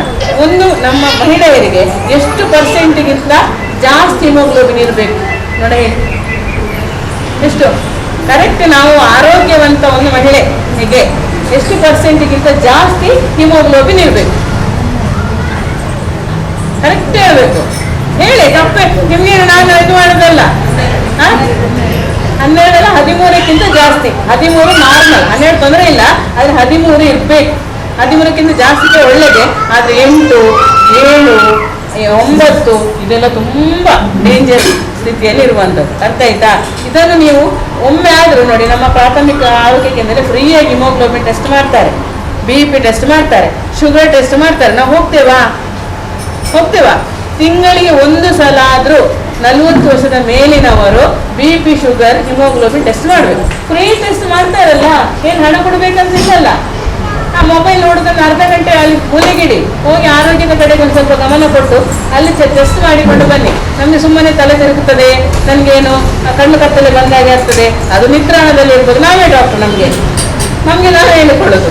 ಅಲ್ಲಿ BP ಇದೆಯಾ, ಶುಗರ್ ಇದೆಯಾ ಗೊತ್ತಿಲ್ಲ ನಮಗೆ. ಟೆಸ್ಟ್ ಮಾಡಿಕೊಳ್ಳಿ, ಯಾಕಂದ್ರೆ ಇತ್ತೀಚಿನ ದಿನದಲ್ಲಿ ಕಾಯಿಲೆಗಳು ಬಹಳಷ್ಟು ಬೇಗ ಬರುವಂಥದ್ದು. ಅದಕ್ಕೆ ಎಷ್ಟು ಬೇಗ ನಾವು ವೈದ್ಯರ ಸಲಹೆ ಪಡೆದುಕೊಂಡು ಟ್ರೀಟ್ಮೆಂಟ್ ಕೊಟ್ಕೊಳ್ತೇವೆ ಅಷ್ಟು ಒಳ್ಳೆಯದು. ನಮಗೆ ನಾವೇ ಸಮಾಧಾನ ಹೇಳಿಕೊಂಡು ಮೆಡಿಕಲಿಂದ ಟ್ಯಾಬ್ಲೆಟ್ ಪಡ್ಕೊಂಡು ಕುಡಿಯುವುದನ್ನು ಬಿಟ್ಟು ಬಿಡಿ. ಅದನ್ನು ಯಾವತ್ತೂ ಮಾಡಬೇಡಿ. ಯಾಕಂತ ಹೇಳಿದ್ರೆ ನಮಗೆ ನಾವೇ ಸಲಹೆ ಕೊಡಲಿಕ್ಕೆ ಅಲ್ಲ, ನಾವು ಡಾಕ್ಟರ್ ಇರೋದು ನಮಗೆ ಸಲಹೆ ಕೊಡಲಿಕ್ಕೆ. ಅರ್ಥಾಯ್ತಾ? ಮತ್ತೆ ಇನ್ನೊಂದು, BP, ಶುಗರ್ ಬಂದಾಗ ಏನು ಮಾಡಬೇಕು? ಮೊದಲಾಗಿ ನಾವು ಹೇಳಿ, ಏನು ಮಾಡಬೇಕು? ಹೇಳು. ಈಗ ಶುಗರ್ ಬಂತು ಅಂತ ಹೇಳಿ ಅವ್ರು ಏನು ಮಾಡಬೇಕು? ಯಾವುದನ್ನು ಕಡಿಮೆ ಮಾಡಬೇಕು? ಸ್ವೀಟ್ ಅದನ್ನು ಕಡಿಮೆ ಮಾಡಬೇಕು. ಮೊದಲಾಗಿ ವಾಕಿಂಗ್ ಮಾಡಬೇಕು, ಸ್ವಲ್ಪ ಯೋಗ ಮಾಡಬೇಕು. ಬೆಳಿಗ್ಗೆ ಪಾಪ ಪ್ರಾಯದವರಿಗೆ ಆದರೂ ಸ್ವಲ್ಪ ವಾಕಿಂಗ್ ಮಾಡಬೇಕು. ಬೆಳಿಗ್ಗೆ ಅಟ್ಲೀಸ್ಟ್ 1 ಗಂಟೆ ಅಥವಾ ಅರ್ಧ ಗಂಟೆ ಆದ್ರೆ 5 ಗಂಟೆಗೆ ಎದ್ದು ನಡೀಬೇಕು. ಅಪ್ಪ ಈ ಮೇಡಮ್ ಎಂತಪ್ಪ, ನಾವು ಹೇಳೋದು 7 ಗಂಟೆ, 5 ಗಂಟೆಗೆ ಯಾರು ಹೇಳೋದಪ್ಪ? 7 ಗಂಟೆಗೆ ಅಡಿಗೆ ಮಾಡಲಿಕ್ಕಾಯ್ತು, ಆಮೇಲೆ ಮಕ್ಕಳನ್ನ ಶಾಲೆ ಕಳಿಸ್ಲಿಕ್ಕಾಯ್ತು, ಮತ್ತೆ ನಾವು ಕೆಲಸಕ್ಕೆ ಹೋಗುವಾಗ ನಾವು ಹೋಗ್ಲಿಕ್ಕಾಯ್ತು. ಎಲ್ಲಿ ವಾಕಿಂಗ್ ಹೋಗೋದು? ಅಲ್ವಾ? ರಾತ್ರಿ ಬೇಗ ಮಲಗಿ ನಮ್ಮ ಜೀವನ ಶೈಲಿಯನ್ನು ಬದಲಾಯಿಸಬೇಕು. ಬೆಳಿಗ್ಗೆ ಬ್ರೇಕ್ಫಾಸ್ಟ್ ಗಟ್ಟಿ ಮಾಡಬೇಕು. ಅಂದರೆ ಗಟ್ಟಿ ಅಂದರೆ ತುಂಬ ಹೊಟ್ಟೆ ಫುಲ್ ಮಾಡಬೇಕು. ಯಾಕಂತ ಹೇಳಿದ್ರೆ ನಮ್ಮ ಇಡೀ ದಿನಚರಿಯನ್ನು ಅಂದರೆ ನಮಗೆ ಸ್ವಲ್ಪ ಆಕ್ಟಿವ್ ಆಗಿ ಕೆಲಸ ಮಾಡಲಿಕ್ಕೆ ನಮ್ಮ ಬೆಳಗಿನ ಬ್ರೇಕ್ಫಾಸ್ಟ್ ತುಂಬ ಕಾರಣ ಆಗಿದೆ. ಮಧ್ಯಾಹ್ನ ಮಿತದಲ್ಲಿ ಅಂದರೆ ಎಷ್ಟು ಬೇಕು ಅಷ್ಟು ತಿನ್ಬೋದು. ರಾತ್ರಿ ಮಾತ್ರ ಸ್ವಲ್ಪ ತುಂಬ ಊಟ ಮಾಡಿ 11 ಗಂಟೆಗೆ ಹೊಟ್ಟೆ ಫುಲ್ ಅಂತ ಊಟ ಮಾಡಿದ್ರೆ ನಿದ್ದೆ ಬರುವುದಿಲ್ಲ ಅಂತೇಳಿ ಗಟ್ಟಿ ಊಟ ಮಾಡಿ ಮಲಗಬೇಕು. ಇದು ಶುಗರ್ ಕಟ್ಟಿಟ್ಟ ಬುತ್ತಿ. ಹಾಗೆ ಮಾಡಿ ಮಲಗಿದ್ದೆ 8:30 ಗಂಟೆಯ ಒಳಗೆ ರಾತ್ರಿ ಊಟ ಮಾಡಬೇಕು. ಮಧ್ಯಾಹ್ನ 1:30 ಗಂಟೆ ಒಳಗೆ, ಇದು ಮಧ್ಯಾಹ್ನ 4 ಗಂಟೆ, ರಾತ್ರಿ 11 ಗಂಟೆ. ನಮ್ದು ಜೀವನ ಪದ್ಧತಿಯನ್ನು ಚೇಂಜ್. ಮನೇಲಿರುವವರಿಗೆ ಅನ್ನ ಸಾಗುವುದಿಲ್ಲ, ಸಾಂಬಾರು ಸಾಗುವುದಿಲ್ಲ. ಎಷ್ಟು 3 ಗಂಟೆ ತನಕ ಆಗುವುದೇ ಇಲ್ಲ ಅವರಿಗೆ. ಕೆಲಸ ಎಂಥ ಕೆಲಸ ಅಂತ ನಮ್ಗೆ ಗೊತ್ತಿಲ್ಲ. ಒಂದು ಮೀಟಿಂಗ್ ಹೇಳಿದರೆ ಒಂದು 2 ಗಂಟೆ ಮೀಟಿಂಗ್, ನೀವೆಲ್ಲ ಊಟ ಮಾಡಿ ಬಂದ್ರಿಯಾ? ನಿಮಗೆ ಬೈಲಿಕ್ಕಿಲ್ಲಲ್ಲ. ಯಾಕಂತ ಹೇಳಿದ್ರೆ ನಾವು ಊಟ ಮಾಡದೆ ಬಂದಿದ್ದೇವೆ, ಮನೆಯವರಿಗೆಲ್ಲ ಬಡಿಸಿದ್ದೇವೆ, ಈ ಮೇಡಮ್ ಇಷ್ಟೊತ್ತು ಮಾತಾಡಿದ್ರೆ ನಾವಿನ್ನು ಹೋಗಿ ಯಾವ ಇಲ್ಲಲ್ಲ, ಎಲ್ಲರೂ ಊಟ ಆಗಿದಲ್ಲ. ಯಾಕಂತ ಹೇಳಿದ್ರೆ ಮಧ್ಯಾಹ್ನ 1:30 ಗಂಟೆ ಒಳಗೆ ಊಟ ಮಾಡಿ ದಯವಿಟ್ಟು ಎಲ್ಲರೂ. ಅದು ರಜೆ ದಿನ ಇರಲಿ, ಯಾವುದೇ ದಿನ ಇರಲಿ, ಅದು ನಮ್ಮ ಆರೋಗ್ಯಕ್ಕೆ ಕೊಡೋದು. ಬೆಳಿಗ್ಗೆ 8 ಗಂಟೆ ಒಳಗೆ ಬ್ರೇಕ್ಫಾಸ್ಟನ್ನು ಮುಗಿಸ್ಬೇಕು. ಇದು ಈ ಟೈಮ್ ನಾವು ಸ್ವಲ್ಪ ಜೀವನ ಶೈಲಿಯನ್ನು ಬದಲಾವಣೆ ಮಾಡಿದರೆ ನಮ್ಮ ಆರೋಗ್ಯವನ್ನು ನಾವೇ ಕಾಪಾಡಿಕೊಳ್ಳಬಹುದು. ಹೆಚ್ಚಿನ ವೈದ್ಯರಲ್ಲಿ ಅಂದರೆ ಹೆಚ್ಚಿನ ಟ್ಯಾಬ್ಲೆಟ್ಗಳಿಗೆ ನಾವು ಮಾರು ಹೋಗ್ಬೇಕಂತ ಇಲ್ಲ. ಮತ್ತು ಟ್ಯಾಬ್ಲೆಟ್ ಕುಡಿದ್ರೂ ಸರಿಯಾಗಿ ನೀರು ಕುಡಿಬೇಕು. ಒಂದು ಮನುಷ್ಯ ದಿನಕ್ಕೆ ಎಷ್ಟು ನೀರು ಕುಡಿಬೇಕು? ನಾವು ನೋಡಿ, ಕೆಲವರು ಒಂದು ಡ್ಯೂಟಿಗೆ ಬರುವಾಗ ಇಷ್ಟು ಸಣ್ಣ ಬಾಟ್ಲಲ್ಲಿ ನೀರು ಕುಡ್ಕೊಂಡು ಬರುವುದು, ಇಷ್ಟೇ ಸಣ್ಣ ಬಾಟ್ಲು, ಅದು ಸಂಜೆ ತನಕ ಅದು ಅರ್ಧ ಹಾಗೆ ಉಳಿತದೆ. ಎಷ್ಟು ಕುಡಿಬೇಕು ನೀರು? 3 ಲೀಟರ್ ನಾವು ಕುಡಿತೇವ? ಮಕ್ಕಳಿಗಂತೂ ಶಾಲೆ ಕೊಟ್ಟವರು ಕುಡಿಯುವುದೇ ಇಲ್ಲ, ಬಾಟಲ್ ಆಗೇ ಬರ್ತದಪ್ಪ. ಮಕ್ಕಳಿಗೆ ಉಳಿಸಿ ಇರಬೇಕು. ಎಂತ ಗೊತ್ತಾ, ನಾವು ಸರಿಯಾಗಿ ನೀರು ಕುಡಿದಿದ್ದೇವೆ ಅಂತ ಹೇಗೆ ಗೊತ್ತಾಗೋದು? ಹೇಳಿ, ನಮ್ಮ ದೇಹಕ್ಕೆ ಸರಿಯಾಗಿ ನೀರು ಸಿಕ್ಕಿತಪ್ಪ ಅದು ಹೇಗೆ ನಮಗೆ ನಾವೇ ಟೆಸ್ಟ್ ಮಾಡೋದು? ಮೂತ್ರದ ಬಣ್ಣ ಬಿಳಿ ಇರಬೇಕು, ಹಳದಿಯಾಗಿ ಯಾವಾಗ ಮೂತ್ರ ಹೋಗ್ತದೋ ಅದು ನಮ್ಮ ದೇಹಕ್ಕೆ ನೀರು ಸರಿಯಾಗಿ ಸಿಗ್ಲಿಲ್ಲ ಅಂತ ಅರ್ಥ. ಇದನ್ನು ನಾವೇ ಪರೀಕ್ಷೆ ಮಾಡಬೇಕು, ಗೊತ್ತಾಯ್ತಾ? ಹೀಗೆ ಈ ಬಿಸಿಲಿಗೆ ನಾವು ಎಷ್ಟು ನೀರು ಕುಡಿಬೇಕು, ಎಷ್ಟು ನೀರು ಕುಡಿದು ಸಾಕಾಗೋದಿಲ್ಲ.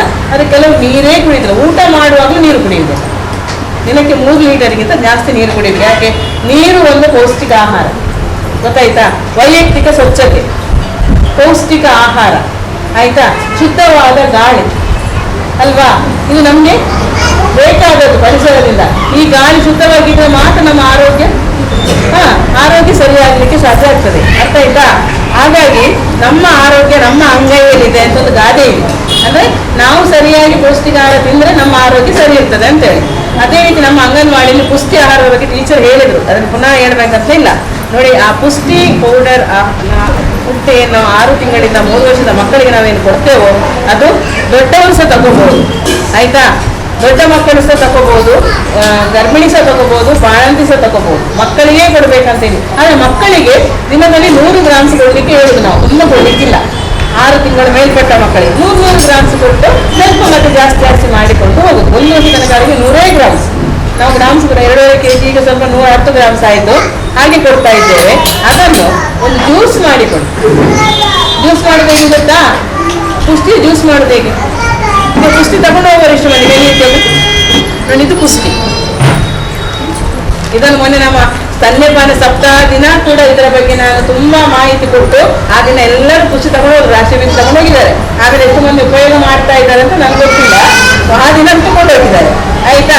ಇದು ನಿಜವಾಗಿ ಉಂಟಲ್ಲ, ನೀವು ಅಂಗಡಿಗಿಂತ ಲ್ಯಾಕ್ಟೋಜನ್ ಎಂತೆಲ್ಲ ಇಷ್ಟು ಅಮೌಂಟ್ ಕೊಡ್ತಾಯಿರಲ್ಲ, ಅದಕ್ಕಿಂತ ಇದು ಒಳ್ಳೆಯದು.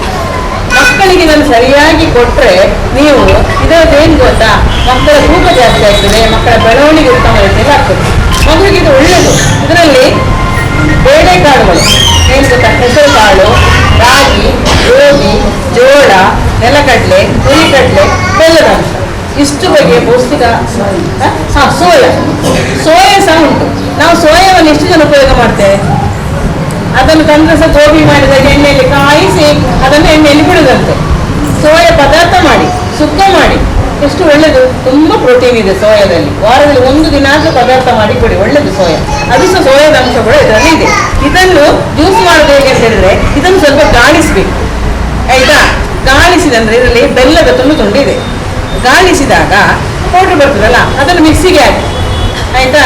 ಹಾಲನ್ನು ಬಿಸಿ ಮಾಡಿ ಆರಿಸಿರ್ತೀರಲ್ಲ, ಅದರೊಟ್ಟಿಗೆ ಹಾಕಿ ಗ್ರೈಂಡ್ ಮಾಡಿ ಮಿಕ್ಸಿಗೆ, ಆಯ್ತಾ? ಆಮೇಲೆ ನಿಮ್ಗೆ ಎಷ್ಟು ದಪ್ಪ ಬೇಕು, ಎಷ್ಟು ತೆಳು ಬೇಕು ಅಷ್ಟಕ್ಕೆ ಹಾಲು ಹಾಕಿ ಸಂಜೆ ಮಕ್ಕಳಿಗೆ ಸಹ ಕೊಡ್ಬೋದು, ನೀವು ಸಹ ತಗೋಬೋದು, ನೀವು ಸಹ ಸೇರಿಸ್ಬೋದು. ಅದು ಸಿಹಿ ಕಡಿಮೆ ಆದರೆ ಬೆಲ್ಲವನ್ನು ಸಹ ಸ್ವಲ್ಪ ಸೇರಿಸ್ಬೋದು, ಆಯ್ತಾ? ಇದನ್ನೊಂದು ಉಪಯೋಗ ದಯವಿಟ್ಟು ನಿಮ್ಮ ಮಕ್ಕಳಿಗೆ ಮಾಡಿ. ಯಾಕೆ? ಕೆಲವು 6 ತಿಂಗಳಿಂದ 3 ವರ್ಷದ ಮಕ್ಕಳು ನಮ್ಮಲ್ಲಿ ಸಾಧಾರಣ ಕಡಿಮೆ ತೂಕದ ಮಕ್ಕಳಿರ್ತಾರೆ. ಅದು ಕಡಿಮೆ ತೂಕದ ಮಕ್ಕಳು, ಅಂದ್ರೆ ನಾವು ಸರಿಯಾಗಿ ಪೌಷ್ಟಿಕ ಆಹಾರನ ಅವರಿಗೆ ಕೊಡದೆ ಈ ತರ ಏನು ಅಪೌಷ್ಟಿಕತೆಗೆ ಹೋಗುದು. ನಮ್ಮಲ್ಲಿ ಪೋಷಣ್ ಮಾಸಾಚರಣೆ ಉದ್ದೇಶ ಏನು? ಒಂದು, ಮಕ್ಕಳಲ್ಲಿ ಅಪೌಷ್ಟಿಕತೆಯನ್ನು ಹೋಗಲಾಡಿಸುವುದು, ಹದಿಹರೆಯದ ಕಿಶೋರಿಯರು, ಅದೇ ರೀತಿ ಗರ್ಭಿಣಿ ಬಾಣಂತಿಯರಲ್ಲಿ ರಕ್ತಹೀನತೆಯನ್ನು ಕಡಿಮೆ ಮಾಡುವಂಥದ್ದು, ಮತ್ತೆ ಮಕ್ಕಳ ಸಾವಿನ ಪ್ರಮಾಣವನ್ನು ಕಡಿಮೆ ಮಾಡುವಂಥದ್ದು. ಇದು 3 ಉದ್ದೇಶವನ್ನು ಇಟ್ಟುಕೊಂಡು ಈ ಪೋಷಣ್ ಮಾಸಾಚರಣೆ, ಪೋಷಣ ಅಭಿಯಾನ ಯೋಜನೆ ಬಂದದ್ದು, ಆಯ್ತಾ? ಈ ಒಂದು ಯೋಜನೆಯಲ್ಲಿ ನಾವು ಈ ಪೌಷ್ಟಿಕ ಆಹಾರವನ್ನು ಮಾಡೋ ಉದ್ದೇಶವೂ ಅಷ್ಟೇ. ಯಾಕೆ? ಈ ಒಂದು ಮಾಹಿತಿಯನ್ನು ನಮ್ಮ ಮಹಿಳೆಯ ಸಮುದಾಯಕ್ಕೆ ಹೋದಾಗ ಅಷ್ಟು ಮನೆಗಳಲ್ಲಿ ಬದಲಾವಣೆಗಳು ಆಗಬೇಕು. ಮಕ್ಕಳಿಗೆ ಇವತ್ತಿನಿಂದಲೇ ಇದು ಬದಲಾವಣೆ ಆಗಬೇಕು. ವಾರದಲ್ಲಿ 2 ದಿನ ಆದರೂ ನೀವು ಸೊಪ್ಪಿನ ತರಕಾರಿ ಪಲ್ಯವನ್ನು ಮಾಡಲೇಬೇಕು. ನುಗ್ಗೆ ಸೊಪ್ಪಿಗೆ ಹಣ ಕೊಡ್ಬೇಕಾ? ಸಿಗ್ತದಲ್ಲ. ಒಂದು ನುಗ್ಗೆ ಸೊಪ್ಪಿಗೆ ಹೆಸರು ಕಾಳು ಮೊಳಕೆ ಬೆಳೆಸಿ 1 ದಿನ ಪಲ್ಯ ಮಾಡಿದ್ರೆ ಎಷ್ಟು ಪೌಷ್ಟಿಕಾಂಶ ಸಿಗ್ತದೆ. ನುಗ್ಗೆ ಸೊಪ್ಪಿನಲ್ಲಿರುವಷ್ಟು ಕ್ಯಾಲ್ಸಿಯಂ ಯಾವ ಸೊಪ್ಪಿನಲ್ಲೂ ಇಲ್ಲ. ಬಹಳ ಬಹಳ ಒಳ್ಳೆಯದು. ನುಗ್ಗೆ ಸೊಪ್ಪಿನ ದೋಸೆ ಮಾಡಬಹುದು, ಗರ್ಭಿಣಿ ಸಹ ತಿನ್ಬಹುದು. ನುಗ್ಗೆ ಸೊಪ್ಪಲ್ಲಿ ಉಷ್ಣ ಅಂಥದ್ದೆಲ್ಲ ಸುಮ್ಮನೆ ಅದು ಮೂಢನಂಬಿಕೆ, ಒಳ್ಳೆಯದೇ. ಆಮೇಲೆ ಪಪ್ಪಾಯಿ ಹಣ್ಣು ತಿಂದರೆ ಕಣ್ಣಿಗೆ ಬಹಳಷ್ಟು ವಿಟಮಿನ್ ಎ ಇದೆ ಅದರಲ್ಲಿ. ನಾವು ಪಪ್ಪಾಯಿ ಹಣ್ಣು ಏನು ಮಾಡ್ತೇವೆ, ಅದು ಕಾಗೆ ಎಲ್ಲ ತಿಂದುಕೊಂಡು ಹೋಗ್ತದಲ್ಲ, ಅದು ಮೇಲೆ ಇರ್ತದಲ್ಲ, ತೆಗಿಲಿಕ್ಕೆ ಆಗಲ್ಲ. ಕಾಗೆ ಸಣ್ಣ ತಿಂದು ಅದರ ಕಣ್ಣು ಸೂಕ್ಷ್ಮವಾಗಿರ್ತದೆ.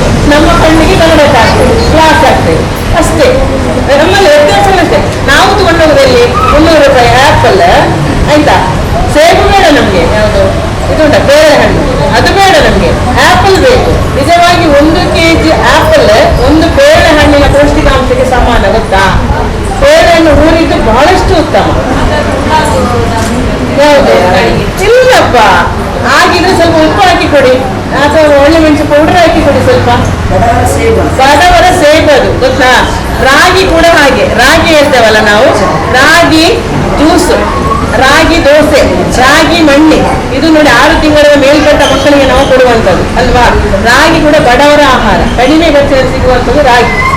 ಇದನ್ನು ಪೌಡರ್ಗಿಂತ ಇಡೀ ರಾಗಿ ತಂದು ಅದನ್ನು ತೊಳೆದು ಒಣಗಿಸಿ ಪೌಡರ್ ಮಾಡಿ ನಾವು ಜ್ಯೂಸ್ ಮಾಡುದ ಅಥವಾ ದೋಸೆ ಮಾಡುದ, ಇಂಥದನ್ನೆಲ್ಲ ಮಾಡಿದರೆ ಬಹಳಷ್ಟು ಉತ್ತಮ.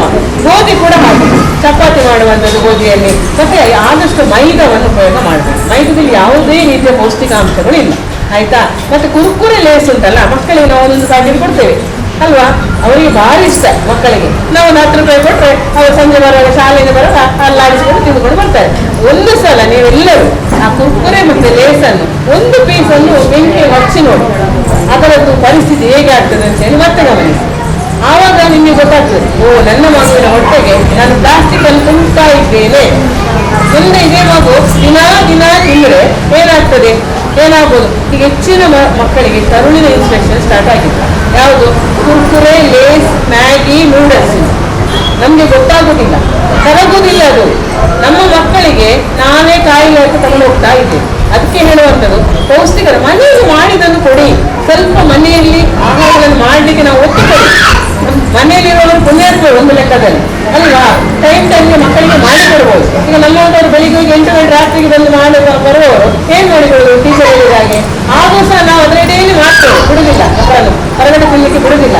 ಆದ್ರೆ ನಿಮ್ಗೆ ನಾನು ಕಿವಿ ಮಾತಾಡೋದು, ದಯವಿಟ್ಟು ಮನೆಯಲ್ಲಿ ಮಾಡಿದ ಫುಡ್ಡನ್ನು ಕೊಡಿ. ನಮ್ಮ ಆರೋಗ್ಯವನ್ನು ಕಾಪಾಡಿಕೊಳ್ಳಿ. ಆರೋಗ್ಯ ಕೆಟ್ಟುವುದು ಯಾವುದೂ ಇಲ್ಲ, ಎಷ್ಟೇ ಇರಲಿ, ಆರೋಗ್ಯ ಇದ್ರೆ ತಾನೇ ಎಲ್ಲವೂ. ಒಂದು ದಿನ ಆರೋಗ್ಯ ಹಾಳಾಗಿ ಏನ್ ಬೇಕು? ಯಾವ ಆಸ್ತಿ ಬೇಕಾ, ಯಾವ ಸಂಪತ್ತು ಬೇಕಾ, ಅದನ್ನು ಅನುಭವಿಸ್ಲಿಕ್ಕೆ ನಮ್ಗೆ ಏನ್ ಬೇಕು? ಆರೋಗ್ಯ ಬೇಕು, ಆಯ್ತಾ? ಇದಿಷ್ಟು. ಅದೇ ರೀತಿ ನಮ್ಮ ಇಲಾಖೆಯಲ್ಲಿ ಸಿಗುವಂತ ಸವಲತ್ತುಗಳ ಬಗ್ಗೆ ಹೇಳಲಿಕ್ಕೆ ಬೇಕು. ಮಾತೃವಂದನ ಯೋಜನೆ, ಇದು ಮೊದಲು 1ನೇ ಗರ್ಭಿಣಿಗೆ ನಾವು ಒಂದು 5,000 ರೂಪಾಯಿ ಪ್ರೋತ್ಸಾಹಧನವನ್ನು ಕೊಡ್ತಾ ಇದ್ದೇವೆ ಅಲ್ವಾ?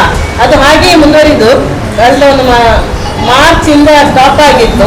ಇವಾಗ ಈ ತಿಂಗಳಿಂದ 1ನೇ ಗರ್ಭಿಣಿದು ದಾಖಲು ಮಾಡಲಿಕ್ಕೆ ಬಂದಿದೆ. ಅದು ಅಂಗನವಾಡಿ ಕಾರ್ಯಕರ್ತೆಯರಿಗೆ ನೀವು ಬಂದು ಅಂಗನವಾಡಿಗೆ ಬಂದು ದಾಖಲು ಮಾಡ್ಕೋಬೇಕು. ಗರ್ಭಿಣಿ ಇದ್ದಾಗೆ 3 ತಿಂಗಳ ಗರ್ಭಿಣಿ ಅಥವಾ ನಿಮಗೆ ತಾಯಿ ಕಾರ್ಡ್ ಸಿಕ್ಕಿದ ತಕ್ಷಣ ಅಥವಾ ನೀವು ಗರ್ಭಿಣಿ ಅಂತ ಗೊತ್ತಾದ ತಕ್ಷಣ ಅಂಗನವಾಡಿಗೆ ಬಂದು ದಾಖಲು ಮಾಡಿಕೊಳ್ಳಿ, ಆಯ್ತಾ?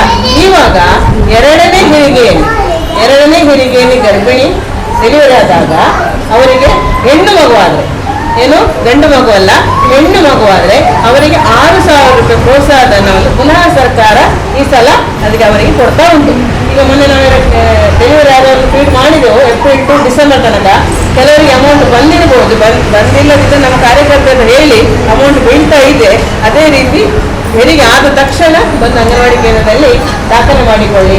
ಕೊಡಬೇಕಾದ ದಾಖಲೆಗಳು, ಒಂದು ಆಧಾರ್ ಕಾರ್ಡ್ ಗಂಡ ಹೆಂಡತಿದ್ದು, ಆಮೇಲೆ ನಿಮ್ಮ ಬ್ಯಾಂಕ್ ಪಾಸ್ ಪುಸ್ತಕದ್ದು ಜೆರಾಕ್ಸ್, ಆನಂತರ ಅರ್ಜಿ ಒಂದು ಅಂಗನವಾಡಿಯಲ್ಲಿ ಸಿಗ್ತದೆ. ಆಮೇಲೆ ಒಂದು ನಿಮಗೆ BPL ಕಾರ್ಡ್ ಇದೆ, BPL ಕಾರ್ಡ್, APL ಕಾರ್ಡಿನವರಿಗೆ ಇ-ಶ್ರಮ್ ಕಾರ್ಡ್ ಆಗ್ತದೆ, ಆಯುಷ್ಮಾನ್ ಕಾರ್ಡ್ ಆಗ್ತದೆ, ಆಧಾರ್ ಕಾರ್ಡ್ ಕೂಡ ಆಗ್ತದೆ ನಮಗೆ, ಆಯ್ತಾ? ಅದರದ್ದು ನಮಗೆ ಫೋಟೋ ತೆಗೆದು ಕಳಿಸ್ಲಿಕ್ಕಿದೆ. ಆಮೇಲೆ ನೀವು ಕೊಡಬೇಕಾದದ್ದು 3.5 ತಿಂಗಳ ಚುಚ್ಚುಮದ್ದು ಆದ ಬಗ್ಗೆ ದಾಖಲೆಗಳು. 3.5 ತಿಂಗಳ ಚುಚ್ಚುಮದ್ದು ಆಗಲೇಬೇಕು. ಮತ್ತು ಬರ್ತ್ ಸರ್ಟಿಫಿಕೇಟ್, ಮಗು ಗೊತ್ತಾದದಕ್ಕೆ ಬರ್ತ್. ಹೆಣ್ಣು ಮಗು ಆದರೆ ಮಾತ್ರ, ಗಂಡು ಮಗು ಆದರೆ ಇಲ್ಲ 2ನೇ ಹೆರಿಗೆಯಲ್ಲಿ, ಆಯ್ತಾ? ಇದು 6,000 ಪ್ರೋತ್ಸಾಹಧನವನ್ನು ಕೊಡುವಂಥದ್ದು. ಆಮೇಲೆ ಭಾಗ್ಯಲಕ್ಷ್ಮಿಯನ್ನು ಹೊಸ ಸ್ಕೀಮ್ ಅಲ್ಲ, ಭಾಗ್ಯಲಕ್ಷ್ಮಿಯಲ್ಲಿ ಪ್ರಥಮ ಮತ್ತು ದ್ವಿತೀಯ ಮಗುವಿಗೆ ಕೊಡುವಂತಹ ಸ್ಕೀಮು. ಒಂದು ತಂದೆ ತಾಯಿ 2 ಮಕ್ಕಳಿಗೆ, 2 ಹೆಣ್ಣು ಮಕ್ಕಳಿಗೆ. BPL ಕುಟುಂಬದಲ್ಲಿ ಹುಟ್ಟಿದಂತ ಹೆಣ್ಣು ಮಕ್ಕಳಿಗೆ ಮಾತ್ರ ಈ ಸೌಲಭ್ಯ, ಆಯ್ತಾ? ಅದರಲ್ಲಿ ಮೊದಲ ಮಗುವಿಗೆ 19,300 ರೂಪಾಯಿಯನ್ನು ಸರ್ಕಾರ LIC ಮೂಲಕ ಡೆಪಾಸಿಟ್ ಇಡುವಂಥದ್ದು. ಅವರಿಗೆ 18 ವರ್ಷದ ನಂತರ ಸಿಗುವಂತ ಪರಿಪಕ್ವ ಮೊತ್ತ ಅಂದ್ರೆ ಮೆಚುರಿಟಿ ವ್ಯಾಲ್ಯೂ 1,97,000 ರೂಪಾಯಿ, ಆಯ್ತಾ? ಇದು ಮಗು ಹುಟ್ಟಿ 3 ತಿಂಗಳವರೆಗೆ ಅರ್ಜಿಯನ್ನ ಕೊಡಬೇಕು. ಇವಾಗ ಮೊನ್ನೆ 1/4/2020 ನಂತರ ಇದನ್ನು ಸುಕನ್ಯಾ ಸಮೃದ್ಧಿ ಯೋಜನೆಗೆ ಮರ್ಜಿ ಮಾಡಿದ್ದಾರೆ ನಮ್ಮ ಇಲಾಖೆಯಲ್ಲಿ. ಯಾಕಂತ ಹೇಳಿದ್ರೆ ನೀವೀಗ ಹೆಚ್ಚಿನವರು ಹೆಣ್ಣು ಮಗು ಆದ ತಕ್ಷಣ ಪೋಸ್ಟ್ ಆಫೀಸಿಗೆ ಹೋಗಿ ಸುಕನ್ಯಾ ಸಮೃದ್ಧಿ ಯೋಜನೆ ಮಾಡ್ತೀವಿ. APL ಇದ್ದವರು ಮಾಡಿ ತೊಂದರೆ ಇಲ್ಲ, ಯಾಕೆ ನಾವು ಭಾಗ್ಯಲಕ್ಷ್ಮಿ ಕೊಡ್ಲಿಕ್ಕೆ ಆಗುದಿಲ್ಲ. BPL ಕುಟುಂಬದವರಾಗಿದ್ದು ಭಾಗ್ಯಲಕ್ಷ್ಮಿಗೆ ಅರ್ಜಿ ಕೊಡಲಿಕ್ಕೆ ಅರ್ಹರಿದ್ದವರು ದಯವಿಟ್ಟು ಸುಕನ್ಯಾ ಸಮೃದ್ಧಿಯನ್ನು ಮಾಡ್ಲಿಕ್ಕೆ ಹೋಗಬಾರ್ದು. ನಮ್ಮ ಇಲಾಖೆಯ ಮೂಲಕ ನೀವು ಅರ್ಜಿ ಕೊಟ್ಟು ನಿಮಗೆ ಸುಕನ್ಯಾ ಪಾಸ್ ಪುಸ್ತಕವೇ ಬರ್ಬೋದು ನಮ್ಮ ಭಾಗ್ಯಲಕ್ಷ್ಮಿ ಫೌಂಡಲ್ಲಿ. ಆ ನಂತರ ನೀವು ಅದಕ್ಕೆ 1 ವರ್ಷಕ್ಕೆ 1,60,000ಕ್ಕೆ ಮೀರದ ಹಾಗೆ ಅಮೌಂಟ್ ಅನ್ನು ಅದಕ್ಕೆ ಹಾಕಬಹುದು. ಆಯ್ತಾ? 1 ವರ್ಷಕ್ಕೆ ಹೆಚ್ಚು ಹಾಕ್ಲಿಕ್ಕಿಲ್ಲ, ಅದಕ್ಕಿಂತ ಕಡಿಮೆ ಎಷ್ಟು ಸಹ ಹಾಕ್ಬೋದು. ಅಲ್ಲ, ನೀವು ಮೊದಲು ಮಾಡಿದ್ದಲ್ಲಿ ಆ ಅಕೌಂಟ್ ಅನ್ನು ಕ್ಲೋಸ್ ಮಾಡಿಬಿಟ್ಟೆ ನಮ್ಮ ಇಲಾಖೆಯ ನಾವು ಸುಕನ್ಯಾ ಸಮೃದ್ಧಿ ಪಾಸ್ ಪುಸ್ತಕವನ್ನು ಕೊಡುವುದು. ಆ ಮೊದಲಿದ್ದಕ್ಕೆ ನಾವು ಈಗ ನಮ್ಮ ಮಕ್ಕಳು ಡಿಗ್ರಿಯಲ್ಲೆಲ್ಲ ಕಲಿತಾ ಇದ್ದಾರೆ. 2006ರಿಂದ ಬಂದಿದೆ ಯಾವುದು ಭಾಗ್ಯಲಕ್ಷ್ಮಿ ಯೋಜನೆ. ಆ ಮಕ್ಕಳು ಫಸ್ಟ್ ಇಯರ್ ಡಿಗ್ರಿಯಲ್ಲೆಲ್ಲ ಇದೆ. ಈಗ ನೆಕ್ಸ್ಟ್ ಇಯರ್ಗೆ ಆಗ್ತದೆ, 18 ವರ್ಷ 19 ವರ್ಷ ಎಲ್ಲ ಆಗ್ತದೆ. ಅವರಿಗೆ ಪರಿಪಕ್ವ ಮೊತ್ತ ಕೊಡ್ಲಿಕ್ಕೆ ರೆಡಿ ಆಗ್ತದೆ ಸರ್ಕಾರ. ತಾಯಿ ಮಗುವಿನ ಜಂಟಿ ಖಾತೆಗೆ ಅಮೌಂಟಿಗೆ 1 ಲಕ್ಷ ಚಿಲ್ಲರೆ ಬೀಳ್ತದೆ. ಇದು ಮಗುವಿನ ಮುಂದಿನ ಭವಿಷ್ಯಕ್ಕೆ. ಮಗುವಿಗೆ ಮಾತ್ರ 18 ವರ್ಷ ತನಕ ಮದುವೆ ಮಾಡಲಿಕ್ಕಿಲ್ಲ. ಯಾವುದೇ ಕಾರಣ ಮದುವೆ ಮಾಡಿದರೆ ಬಾಂಡನ್ನು ಸಹ ಇಲ್ಲಿ ತಗೊಳ್ತೇವೆ, ಆ ಅಮೌಂಟ್ ಸಹ ಕೊಡ್ಲಿಕ್ಕೆ ಇಲ್ಲ. ಆಯ್ತಾ? ಇದಿಷ್ಟು ಅಂಗನವಾಡಿ ಕೇಂದ್ರದಲ್ಲಿ ನಿಮಗೆ ಗೊತ್ತಿದೆಯಲ್ಲ. ಈಗ ಒಂದು ನಮ್ಮ ಮೊಟ್ಟೆ ಅಮೌಂಟು ಈಗ ಟೆಂಡರ್ ಪ್ರೋಸೆಸ್ ಇಲ್ಲ. ಅಂಗನವಾಡಿ ಬಾಲವಿಕಾಸ ಸಮಿತಿಗೆ ಅಮೌಂಟ್ ಬರುವ ಕಾರಣ ಬಜೆಟ್ ರಿಲೀಸ್ ಆಗಿದೆ. ಅದು ಕೇಳಿ ಆದ ಕಾರಣ ಆಗಸ್ಟ್ ಮತ್ತು ಸೆಪ್ಟೆಂಬರ್ ಈ ತಿಂಗಳ ಎಂಡಿಗೆ ಬರ್ಬೋದು. ಮನೆಗೆ ಕೊಡ್ತಾರೆ. ಅಕ್ಟೋಬರಿಂದ ಅಂಗನವಾಡಿ ಕೇಂದ್ರದಲ್ಲಿ 3ರಿಂದ 6 ವರ್ಷದ ಮಕ್ಕಳಿಗೆ ಮೊಟ್ಟೆಯನ್ನು ವಿತರಣೆ ಮಾಡಲಾಗ್ತದೆ. ಅದೇ ರೀತಿ ಈ ತಿಂಗಳಿಂದ ವಾರದಲ್ಲಿ 2 ದಿನ ಕಡ್ಲೆ ಉಸ್ತೋಡಿ ಮಕ್ಕಳಿಗೆ, 4 ದಿನ ಹೆಸರು ಕಾಳು ಮೊಳಕೆ ಬರಿಸಿ ಉಸುಲಿ ಮಾಡಿಕೊಡುವಂಥದ್ದು. ಅದೊಂದು ಬದಲಾವಣೆಯಾಗಿದೆ. ಮತ್ತೆ ಮೊದಲಿನ ಹಾಗೆ ಕೊಡ್ತಾ ಇದ್ದೇವೆ. ಹಾಲು ಕೂಡ ಹಾಗೆ ಮೊನ್ನೆ ಮಾರ್ಚಿನ ಹಾಲು ಕೊಡ್ತಾ ಇಲ್ಲ ಅದರಲ್ಲಿ ಕ್ಷೀರಭಾಗ್ಯ ಯೋಜನೆಯಲ್ಲಿ ಅನುದಾನ ಇಲ್ಲದ ಕಾರಣ ಬರುವ ತಿಂಗಳಿಂದ ಅದು ಕೂಡ ಬರ್ತದೆ. ಆಯ್ತಾ? ಇದಿಷ್ಟು ನಮ್ಮ ಇಲಾಖೆ ಬಗ್ಗೆ ಮಾಹಿತಿ. ಏನಾದರೂ ಪ್ರಶ್ನೆಗಳಿದ್ರೆ ಹೇಳ್ಬೋದು. ನಿಮಗೂ ತಡ ಆಯಿತು. ನಾನು ನಿಮ್ಮ ಒಂದು ಕುತೂಹಲ ಅಂತ ಹೇಳಿದ್ರೆ ನೀವು ಮಾಡಿದ್ರೆಲ್ಲ ಪೌಷ್ಟಿಕ ಆಹಾರಕ್ಕೆ ನೀವು ಮಾರ್ಕ್ಸ್ ಆಗ್ತಾ ಇದ್ದಾರೆ, ಯಾರು ಏನಾಗಿದೆ ಏನು ಅಂತ ಕುತೂಹಲ ಅದು ಎಲ್ಲರಿಗೂ ಇದ್ದದ್ದೇ. ಎಲ್ಲರೂ ಚೆನ್ನಾಗಿ ಮಾಡಿ ತಂದಿದ್ದೀರಿ. ಆಯ್ತಾ? ಅದು ಬಹುಮಾನವನ್ನು ವಿತರಿಸ್ತಾರೆ ಮುಂದೆ. ಇದಿಷ್ಟು ಇಲಾಖೆ ಬಗ್ಗೆ ಮಾಹಿತಿ ನೀಡಲಿಕ್ಕೆ ಅವಕಾಶ ಕೊಟ್ಟ ತಮಗೆಲ್ಲರಿಗೂ ವಂದಿಸುತ್ತಾ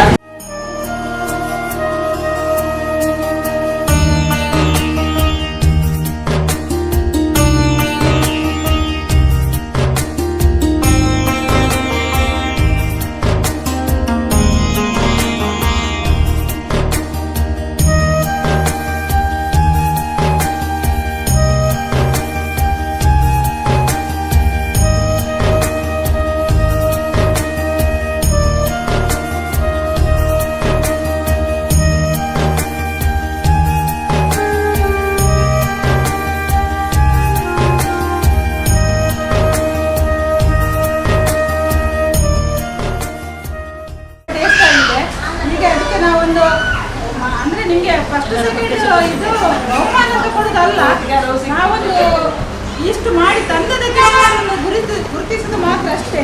ಎಲ್ಲದ್ದು ಪೌಷ್ಟಿಕ ಇದೆ ಎಲ್ಲ ತಿಂಡಿಯಲ್ಲಿ ಕೂಡ. ಈಗ ಪ್ರಥಮ ರೇಖಾ ರೇಖನಲ್ಲ ತಂದು ತಗೊಳ್ತೀರಾ? ರೇಖಾ ಅವರು ಮೆಂತೆ ಮತ್ತು ಬಾಣಂತಿ ಮತ್ತು ಪೇರಳೆ ಹಣ್ಣಿನ ಜ್ಯೂಸ್, ಧಾನ್ಯದ ಲಡ್ಡು 3 ಬಗೆ ಮಾಡಿದ್ದಾರೆ ಅವರು.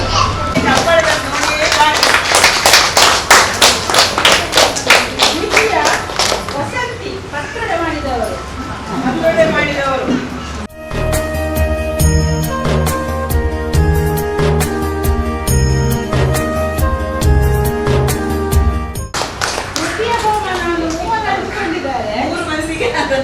ಯಾರಿಗೆ ಹೇಗೆ ಕೊಡುದು ಅಂತ ಗೊತ್ತಾಗಿಲ್ಲ. ಕೊನೆಗೆ 3 ಹಂಚಿಕೊಂಡಿದ್ದಾರೆ.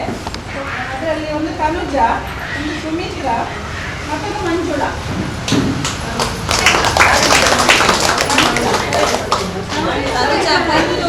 ಪುಷ್ಟಿ ಉಂಡೆ. ಯಾಕಂದ್ರೆ ನಮ್ಮ ಅಂಗನವಾಡಿಯಲ್ಲಿ ಕೊಡುವಂಥದ್ದಕ್ಕೆ ನಾವು ಹೆಚ್ಚಿನ ಪ್ರಾಶಸ್ತ್ಯ ಕೊಟ್ಟಿದ್ದಾರೆ ಅಲ್ವಾ? ಅದು ನಾವು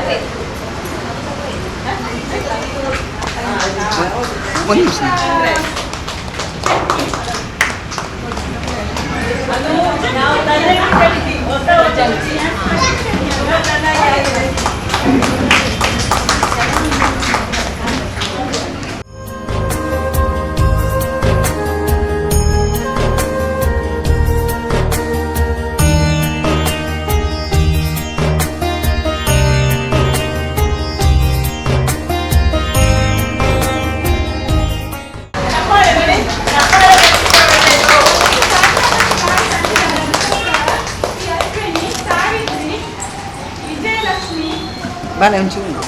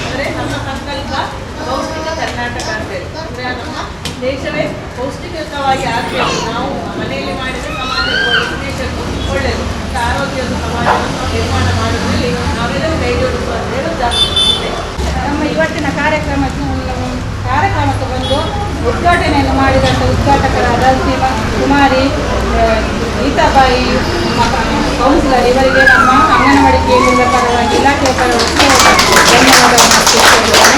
ಹಾಗೆ ನಮ್ಮ ಬಾಲ ವಿಕಾಸ ಸಮಿತಿ ಅಧ್ಯಕ್ಷರಾದ ಶ್ರೀಮತಿ ಮಂಜುಳಾ ಇವರಿಗೆ ಕೂಡ ನಮ್ಮ ಇಲಾಖೆಯ ಪರವಾಗಿ ಹಾಗೂ ಅಂಗನವಾಡಿ ಕೇಂದ್ರದ ಪರವಾಗಿ ಹೃತ್ಪೂರ್ವಕ ಧನ್ಯವಾದಗಳನ್ನು ನಮ್ಮ ಓಲಿಯಜ ಶಾಲೆಯ ಬೇರಮ್ಮ ಟೀಚರ್ ಬಂದಿದ್ದಾರೆ. ತುಂಬ ಖುಷಿ ಆಯಿತು ಮೇಡಮ್, ಶೈಲಿಯನ್ನು ಫೋನ್ ಮಾಡಿದ್ದೇನೆ. ಇವರಿಗೆ ಕೂಡ ನಮ್ಮ ಕೇಂದ್ರದ ಪರವಾಗಿ ಹಾಗೂ ಇಲಾಖೆಯ ಪರವಾಗಿ ಹಾಗೆಯೇ ನಮ್ಮ ಇಲಾಖೆಯ ಮೇಲ್ವಿಚಾರಕಿಯರಾದಂಥ ಶ್ರೀಮತಿ ಶಂಕರಿ ಮೇಡಮ್ ಬಂದಿದ್ದಾರೆ. ನಿಮಗೆಲ್ಲ ತುಂಬ ಮಾಹಿತಿಯನ್ನು ಕೊಟ್ಟಿದ್ದಾರೆ. ಇವರಿಗೆ ಕೂಡ ಹೃತ್ಪೂರ್ವಕ ಧನ್ಯವಾದವನ್ನು ಅರ್ಪಿಸುತ್ತೇನೆ. ಹಾಗೆ ನಮ್ಮ ಆಶಾ ಕಾರ್ಯಕರ್ತೆ ಬಂದಿದ್ದಾರೆ. ಇವರಿಗೆ ಕೂಡ ಹೃತ್ಪೂರ್ವಕ ಧನ್ಯವಾದವನ್ನು ಅರ್ಪಿಸುತ್ತೇನೆ. ಹಾಗೆ ನಮ್ಮ ಅಷ್ಟಕ್ಕೆ ಮಾಹಿತಿಯನ್ನು ಕೊಟ್ಟು ಈಗ ತಾನೇ ಸಮುದಾಯ ಅಧಿಕಾರಿಯವರು ಹೇಳಿದ್ದಾರೆ. ಇವರಿಗೆ ಕೂಡ ನಮ್ಮ ಇಲಾಖೆಯ ಪರವಾಗಿ ಹೃತ್ಪೂರ್ವಕವಾದ ಧನ್ಯವಾದವನ್ನು ಅರ್ಪಿಸ್ತಾ ಇದ್ದೇನೆ. ಹಾಗೆ ನಮ್ಮ ಎಲ್ಲ ಪೌಷ್ಟಿಕ ಆಹಾರವನ್ನು ತಯಾರಿಸಿ ತಂದಂಥ ಎಲ್ಲ ತಾಯಂದಿರಿಗೆ ಕೂಡ ಹೃತ್ಪೂರ್ವಕ ಧನ್ಯವಾದವನ್ನು ಅರ್ಪಿಸಿದ್ದೇನೆ. ಹಾಗೆ ಇವತ್ತು ಯಾರೆಲ್ಲ ಸೇರಿದ್ದೀರಿ ಎಲ್ಲರಿಗೂ ಕೂಡ ಮಗದೊಮ್ಮೆ ಹೃತ್ಪೂರ್ವಕ ಧನ್ಯವಾದವನ್ನು ಅರ್ಪಿಸ್ತಾ ಇದ್ದೇನೆ. ಹಾಗೆಯೇ ನಮಗೆ ಇವತ್ತು ಹೊಸಪುರ ತಂಡದ ಆಸಿಫಿ ಅವರು ಬಂದಿದ್ದಾರೆ. ಇವರಿಗೆ ಕೂಡ ಹೊಸಪುರ ತಂಡಕ್ಕೆ ಕೂಡ ಹೃತ್ಪೂರ್ವಕ ಧನ್ಯವಾದವನ್ನು ಅರ್ಪಿಸಿದ್ದೇನೆ. ಹಾಗೆ ನನ್ನ ಜೊತೆ ಇದ್ದಂಥ ನಮ್ಮ ಸಹೋದ್ಯೋಗಿಯಾದ ಸುಚಿತ್ರ ಇವರು ಕೂಡ ನಮ್ಮ ಹಾಗೆ ಕೆಲಸ ಮಾಡಿದ್ದಾರೆ. ಇವರಿಗೆ ಕೂಡ ಹೃತ್ಪೂರ್ವಕ ಧನ್ಯವಾದವನ್ನು ಅರ್ಪಿಸಿದ್ದೇನೆ. ಹಾಗೆ ನನ್ನ ಸಹೋದ್ಯೋಗಿಯಾಗಿರುವಂಥ ಗೀತಾ ನನ್ನ ಜೊತೆ ಬಂದು ನಮಗೆ ಸಹಕಾರವನ್ನು ನೀಡಿದ್ದಾರೆ. ಇವರಿಗೆ ಕೂಡ ನನ್ನ ಅಂಗನವಾಡಿ ಕೇಂದ್ರದ ಪರವಾಗಿ ಹಾಗೂ ಇಲಾಖೆಯ ಪರವಾಗಿ ಹೃತ್ಪೂರ್ವಕ ಧನ್ಯವಾದವನ್ನು ಅರ್ಪಿಸಿದ್ದೇನೆ. ಹಾಗೆ ಬಂದಿರುವಂಥ ಎಲ್ಲ ಮಕ್ಕಳ ತಾಯಂದಿರಿಗೆ